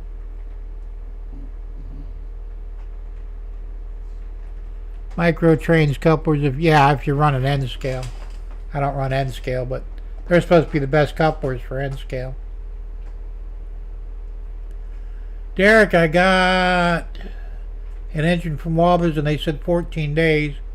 It only took 5 days to get to my house. That's just a general message. Well, that's cool.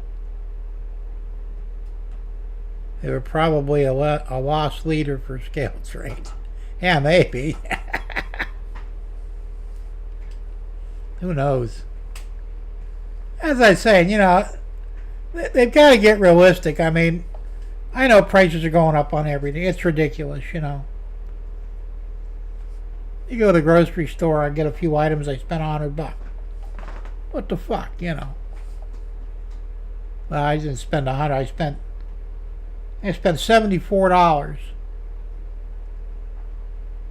for 6 12-packs of ginger ale. There are 3 for $15. So that's $30 there. I eat the rye bread, that's $4.99. I got 3 loaves of that. Then I got a few other things, and it's like, before you know it, I had $74 fucking dollars. And what the hell, man? But, at some point, we're going to have to step back and say, you know what? We've only got this much money. This is all we can spend. I don't care whether it's food or gas or train stuff or whatever. So, Thomas says it's not every time you will see a hand-wound Kansas City Railroad pocket watch. Most of them are battery-powered. A hand-wound one that is won by Elgin. Elgin makes good watches. Even nonsense has gone up in price. Yes, it has. That's what I'm saying, No model railroad company can make anything realistically on a $10 train car, unfortunately. Well, that's not really true. Now, like you said, those budget ones from scale trains, it probably cost them $1 or $2 to make. Remember, they're buying shit in bulk. It's made in China.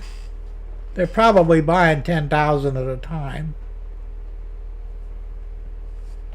So, yes, it can be done. Are they really super realistic? Well, no, they're not. Everything's molded on it. The ladders, the brake wheel, it's all molded in.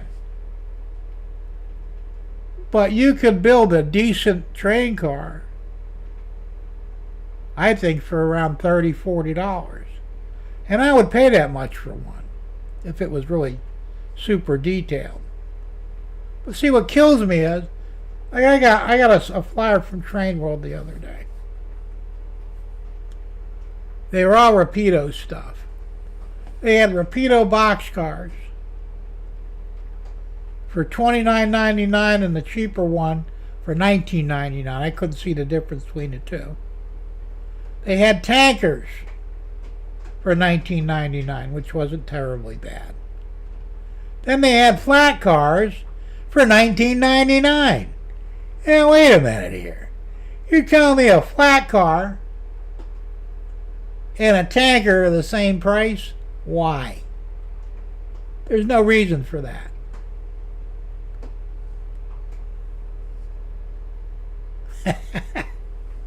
Not everything is made in China, but USA made trains are made to last China. Well, that's probably true. But even then, the materials are the same regardless. Plastic is plastic. Come on, really? And honestly, scale trains is all made in China. Their rivet counters, their operators, it's all made in China. And the rivet counters, they're nice models. They really are. Are they worth the money they're paying for them? No, they're not. But these are quality models. They're well made. So the only issue I have with scale trains, of course, on their locos is their trucks are terrible. They're not serviceable. Not really.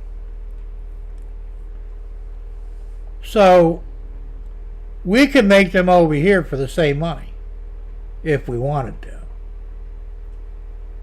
But, oh, it's American made. We got to jack the price up even higher. If scale trains were made in America, they'd be $600 each. And that reason is because the idiots building them would probably belong to a fucking union and demand, $80 an hour or whatever to sit at a machine and basically watch the parts go by. That's the difference between us and China. Now, some of the Chinese stuff is garbage, there's no doubt about that, but a lot of their stuff is actually fairly good. You just have to know. Tom says I will 3D print my own. Well, that's what I've been doing mostly, and I've got the files now for boxcars. I just have to modify the print so it prints it all in one piece, the body, because right now the file I've got splits the body up into both sides, both ends, and then the roof. I put them together and print them in one piece.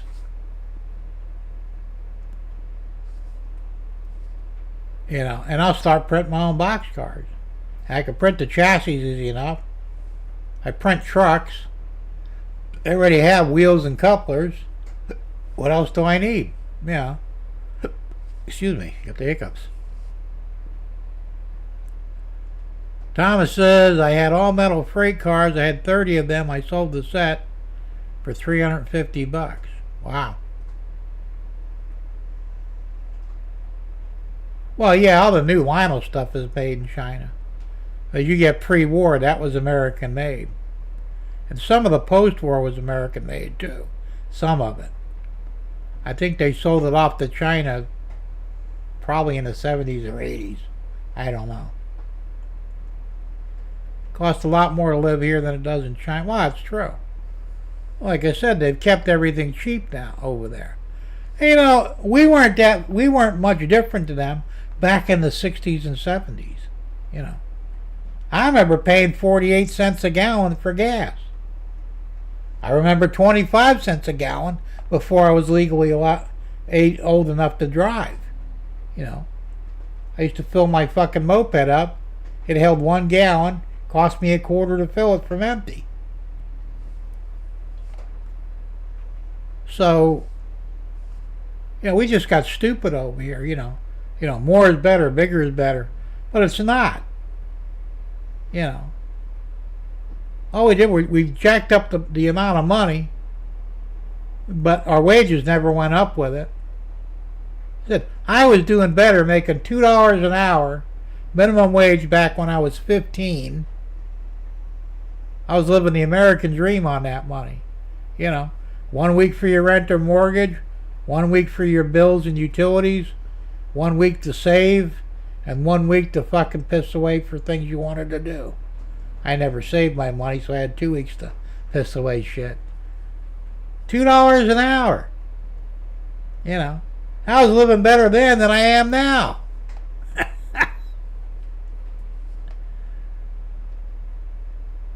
But everything was balanced at that point, I said my uncle Sam worked for Ronzoni Control.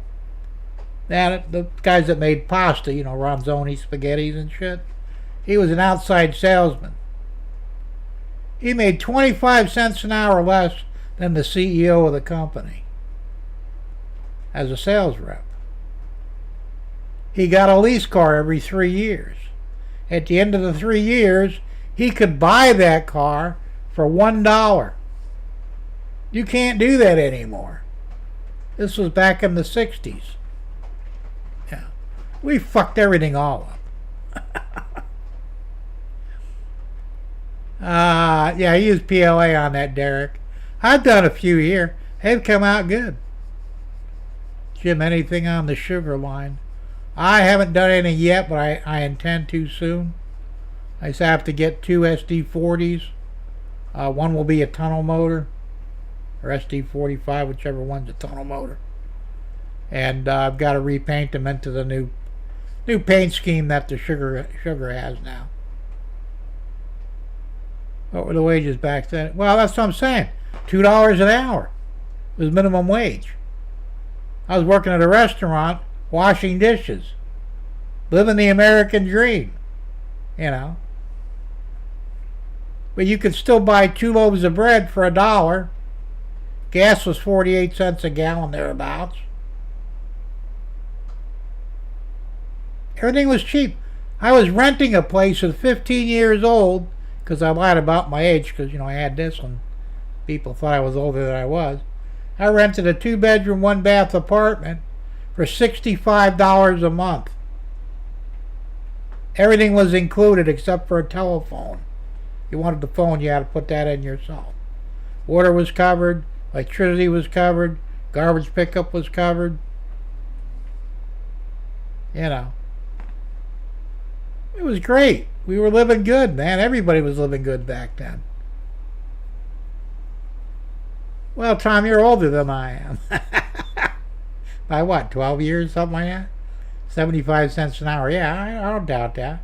But you were still probably doing better than you are today. I don't know. I mean, I don't know what you get now, or before you retired, but, I mean, fortunately, when I was self-employed, I was generally bringing in close to $100,000 a year. Sometimes a little over, sometimes a little under. But working for people, I was getting, I think the most I ever got was, I worked at the golf course, I was getting $42 an hour, which wasn't bad. It was a manager position. I didn't work that hard for it. But,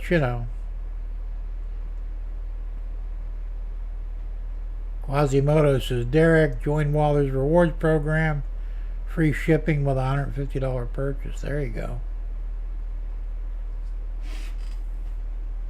Like I said, it's just, my pawpaw told me the price of gas was 75 cents a gallon. That would have been in the 70s, I think, late 70s. Because I remember 48 cents a gallon. I remember 25 cents a gallon, which was that was in 1967. In Florida, it was 25 cents a gallon for regular. And I think it went up shortly after that, but even in the 80s, I was only paying, I think, $1 a gallon, $1.05, something like that.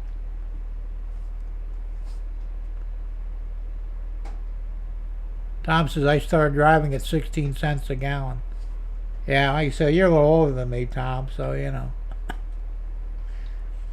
It's ridiculous how, everything went up. Inflation, prices went through the roof. Wages still stayed down here. It's like Social Security. I get paid $1,617 a month on disability. In order to actually live equal to inflation, I should be getting $4,000 a month. Not going to happen, of course, but that's the only way we would be equal with inflation. I mean, I'd live like a king at $4,000 a month, believe me. Like I said, my house is paid for, cars are paid for. I don't really have any debts. So, but do you think they'll ever give us that much money? Fuck no, they won't. They'll throw away hundreds of billions of dollars, some bumfuck country somewhere, like Ukraine. Give them a ton of money for nothing. They won't take care of their own fucking people. Now, if I'd have been lucky enough to actually retire at 65, which would have been my time, full retirement age, I would have gotten $3,200 a month. But I became disabled at 47, and when I started getting disability, it was only, I think it was 1,000 and some a month. You get raises every year. New Jersey had the lowest gas tax in the country. Then the Democrats took over. Now we have the highest gas tax in the country. You're still cheaper than New York, though, aren't you? Because I remember when I was up in New York, it was about 15 years ago, we used to go to Jersey because we lived right near the border on New York. And we would go into Jersey to fill up our tanks. It was like 10 cents cheaper. My Social Security is only $17.69 each month. Well, you must have started before me, probably. And it depends where you're at, too, because I had a friend that was in Kentucky. He got on disability. He was getting $2,000 a month. I said, shit, I should have filed in Kentucky. Or New York when I was up there. I could have filed in New York. I'd have probably got $2,500 up in New York. You know. So, it depends where you live, too. If you live in a poor area, you get less. You live in like California, disability's got to be through the roof up there. You know. Because the cost of living is outrageous. The same with New York City. I was just watching a thing. New York City said a 2-bedroom, 1-bath apartment is $5,000 a month. Well, you couldn't do that on disability unless they were giving you something close to that.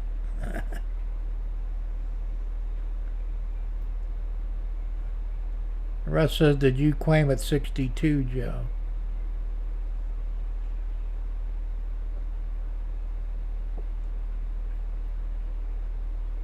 Well, I don't know.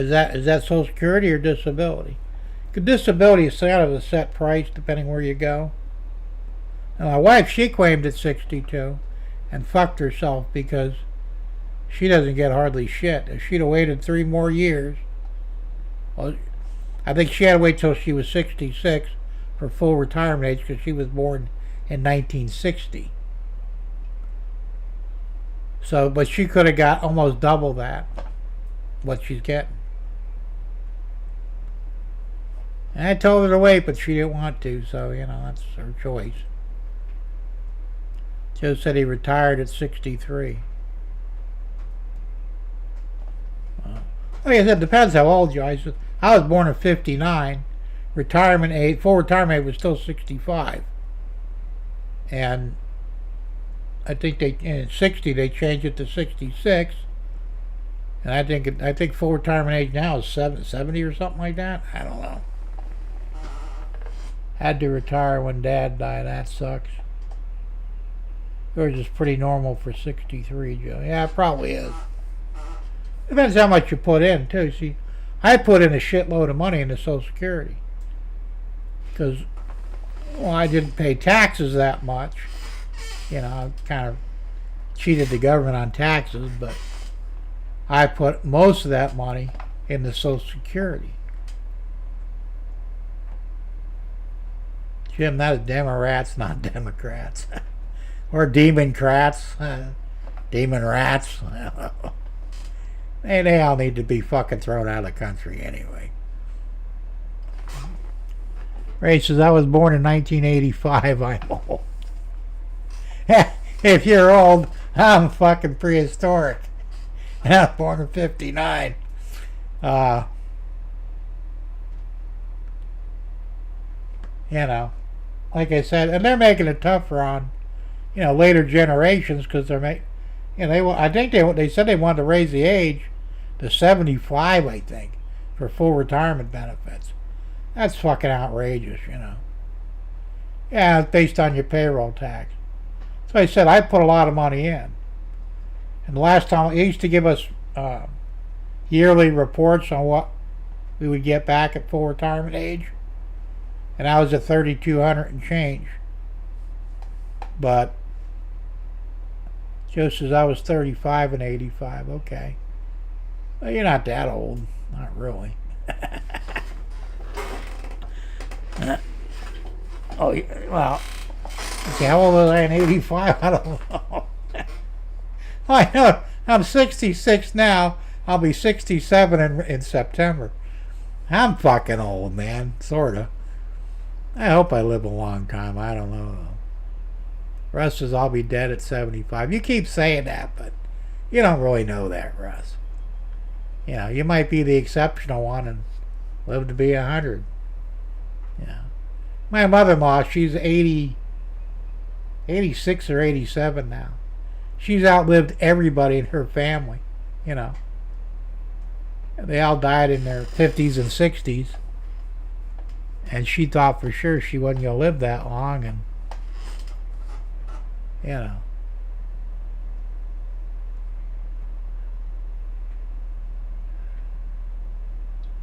Joe says, I'm 76. Tom says, I was 30 in 85. Good thing about being old, more women look hot. There's some truth to that, Quasi. Yeah, but you don't know. I mean, my dad was sure he wouldn't see, you know. As soon as he hit 50, he thought he was going to die any day. You know. Remember, he used to come, you know, I'm not going to be here forever. I said, nobody will be. He said, well, I can go anytime. Nah, you'll be around for a long time. How do you know that? I said, I don't know. You know. He made it to 91. So, you know, and I think he would have went farther if he wasn't in the nursing home. I'm pretty sure they killed him in there. Men in my family, yeah, I know you told me that, Russ, but you could always be the exception, you know. You just never know. And you shouldn't really go by that, because if you believe it, you might make it happen. You know. I can still pick out the one not so good looking and run away.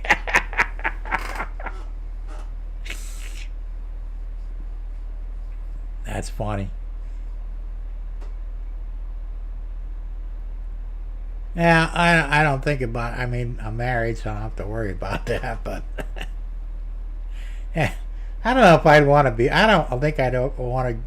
I don't think I'd want to date at this age. Not really. You know, women, the older women, they got baggage that you don't want to deal with, and the younger women are just fucking weird. Yeah, green hair, any age, no. I saw a meme today. I should have copied it and posted it. This big fat, I mean, really, she must have been 400 pounds. A fucking, what the hell color was her? She had rainbow hair, colored hair. And what the hell? She said something. They said, the only thing coming for you, or the only thing that's ever going to come inside you, is type 2 diabetes. Yeah, it was really funny, you know. And I'm thinking to myself, no man in their right mind would even consider laying with that, you know. I'm sure she was a dyke anyway, but what the hell's wrong with these people, you know? They're either all tattooed up, pierced up, fucking rainbow colored hair, you know, 900 pounds. What the fuck, man? Tom says, green purple hair makes them look so ugly it makes me sick to even have to see. Yeah, exactly, man. There's just, it's not right, you know. I mean, I've seen some cool colors. I once knew a woman, I didn't date her or anything because I was married at the time, but she had orange. She had an orange Corvette, and she had her hair dyed to match the Corvette orange. It looked cool. It looked good on her, you know. So I didn't really see that as too weird.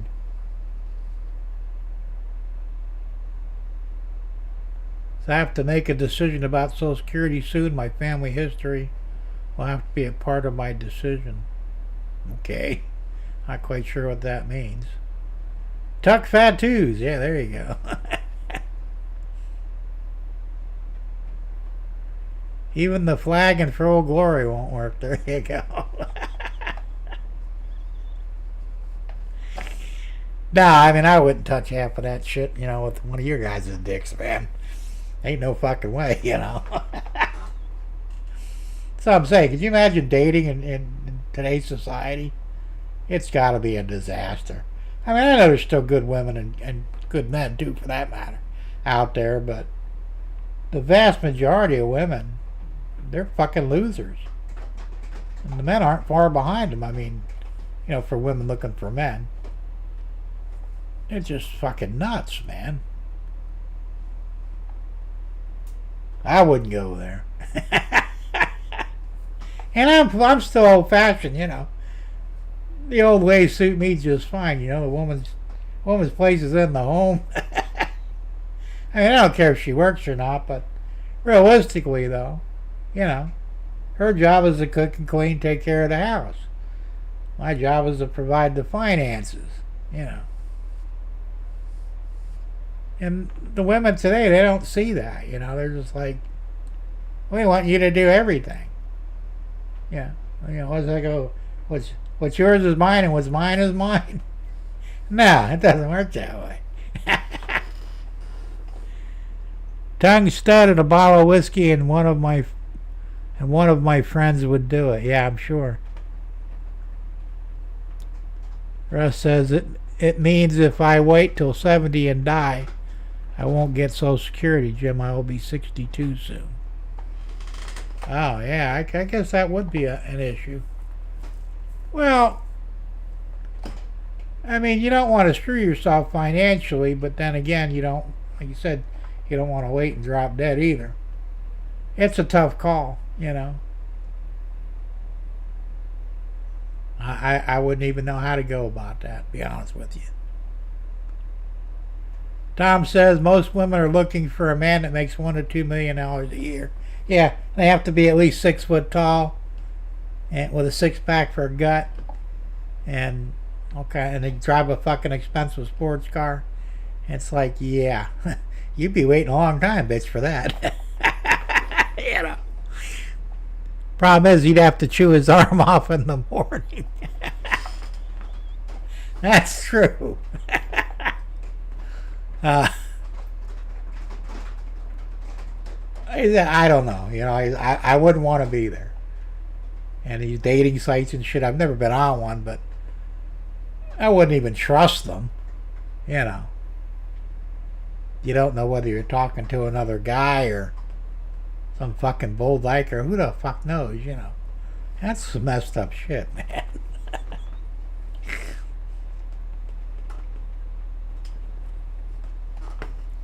Too weird even for me. And I'm pretty open-minded about a lot of things, but there's certain things I just know. Tattoos are one, you know, if you're all, I mean, one or two, you know, that look decent are okay with me. But if you got like entire arms and your neck and your face tattooed, stay the fuck away from me.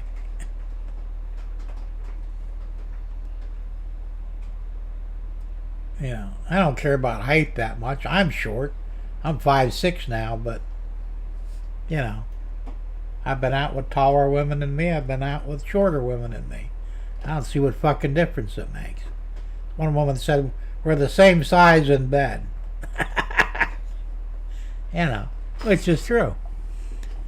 Derek says, Russ, it takes 8 to 13 years to break even if you wait. Better to have some now than none later, or having to make it to 80 to break even. There's some truth to that. Gerald says, I'm old-fashioned. I will pay for dinner and the movie. The rest of the night is on her. There you go.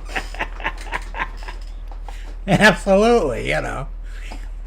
Ray says, so many men who wanted to have someone to love are still single, thanks to feminine. Well, that's true. Like I said, but you have to be realistic, too, you know. And some of the men are just as bad as these women. They want a beauty queen that's, you know, 30 years old or 20 years old. Gonna fuck like a rabbit, not ask for nothing in return. You ain't gonna find that. It doesn't exist, you know. I mean, you gotta be realistic, you know.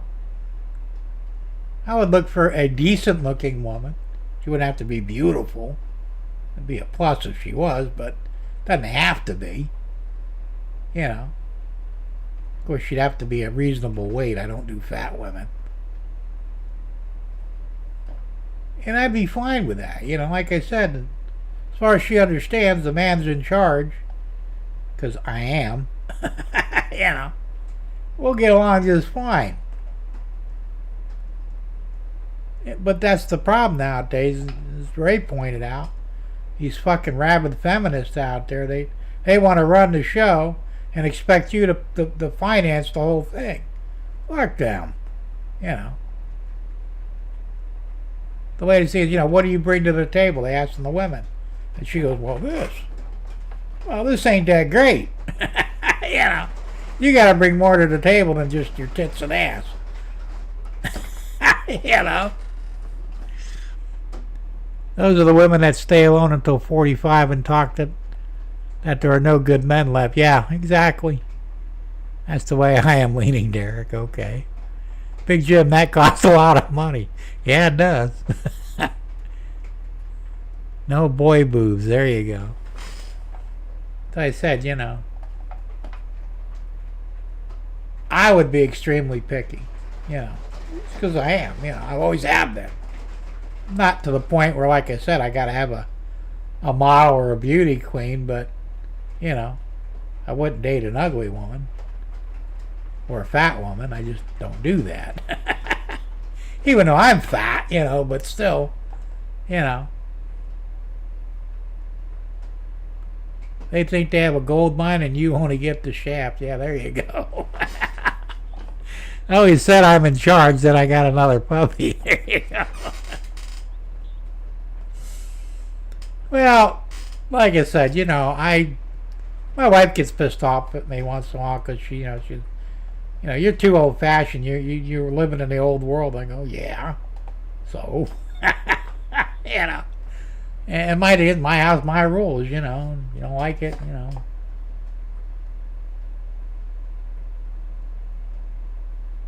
Whatever, very funny. I'll have to check that out. But it's true, though. You know, well, yeah, dogs rule because we let them. And well, even though my dogs don't rule either, like I said, you know, I'm the head of the house, and I usually have, you know, I have the final say in shit because that's the way it has to be. And because I'm very responsible. You know, most women, not that responsible, you know. Like my wife loves to blow money. We don't have a joint checking account. She gets mad because we don't have one. But there's a reason why. You know, I wouldn't be able to pay the bills because she just spends money. You know, she gets her Social Security check, which, like I said, isn't a whole lot. It's fucking gone the first week. You know, my money lasts till, you know, the next check comes in, or at least a few dollars in the bank. Because that's what you have to do. You know. Like my ex-wife, she was very good with money, you know. She didn't blow money at all. She didn't even want money because she didn't work, and I gave her an allowance, a pretty generous one actually, but I made good money back then. She didn't know what to do with it, you know. She would spend it on me or on the kids. Why don't you buy yourselves all? I don't need anything. But it's your money, you know. And some of my ex-girlfriends, same deal, you know. They were pretty good when it came to money. But I think that's becoming quickly a thing of the past that, you know, with the latest Generation Z, Gen X, Gen Z, whatever the fuck they are. They're not like that. They're assholes. Yeah, especially the shit. You know, what kind of a man would you date? Well, he's got to be at least 6 foot tall. And make, you know, 6 figures a year, possibly 7. And it's like, okay, but, you know, and they went, well, what are you going to bring to the table? They just, was here, you know.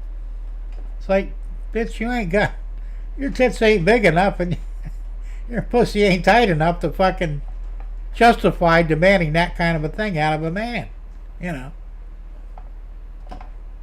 It's the truth, you know. So these women are going to wind up being alone for a very long time until they, you know, grow up and get with the program. And of course, a lot of them are already tattooed up, pierced up, and the septum rings. That's like a total. That's a no-go right there, man. There ain't no fuck. I wouldn't even talk to a woman who had one of those. You know. I'd say, why don't you run back to the house and get a piece of rope so I can, you know, tie it to your ring and lead you around a little bit. That would really piss them off, wouldn't it? But that's what it's for. That's why they put them in bulls' noses, so they can lead the bull around without any problems from the bull, because, you know, when you're tugging on their fucking nostrils like that, they're going to pay attention. And now the women are starting to find that out, that's what it means, and there's some of them are, you know, having them taken out because, like, no, they're not bulls. Well, maybe they are. I don't know. It's fucked up, man. Anyway, listen, it's 8:45. And I'm going to call it a night. And I'm going to get back home before I really get dumped on, probably, because I have a feeling we're getting like little chunks of rain here and there. So I'm going to call it a night. I've talked about pretty much everything I wanted to, and a few things I didn't. Like we always do. And, well, tune in next week. There'll be more trains running, hopefully, and, well, we'll see what goes on. I hope to have a little bit more done than what I've got so far. So we'll see you then. In the meantime, good night, everyone. Have a good weekend. Be safe. Play with your trains. And we'll see you next Thursday. Bye for now. Here's the outro.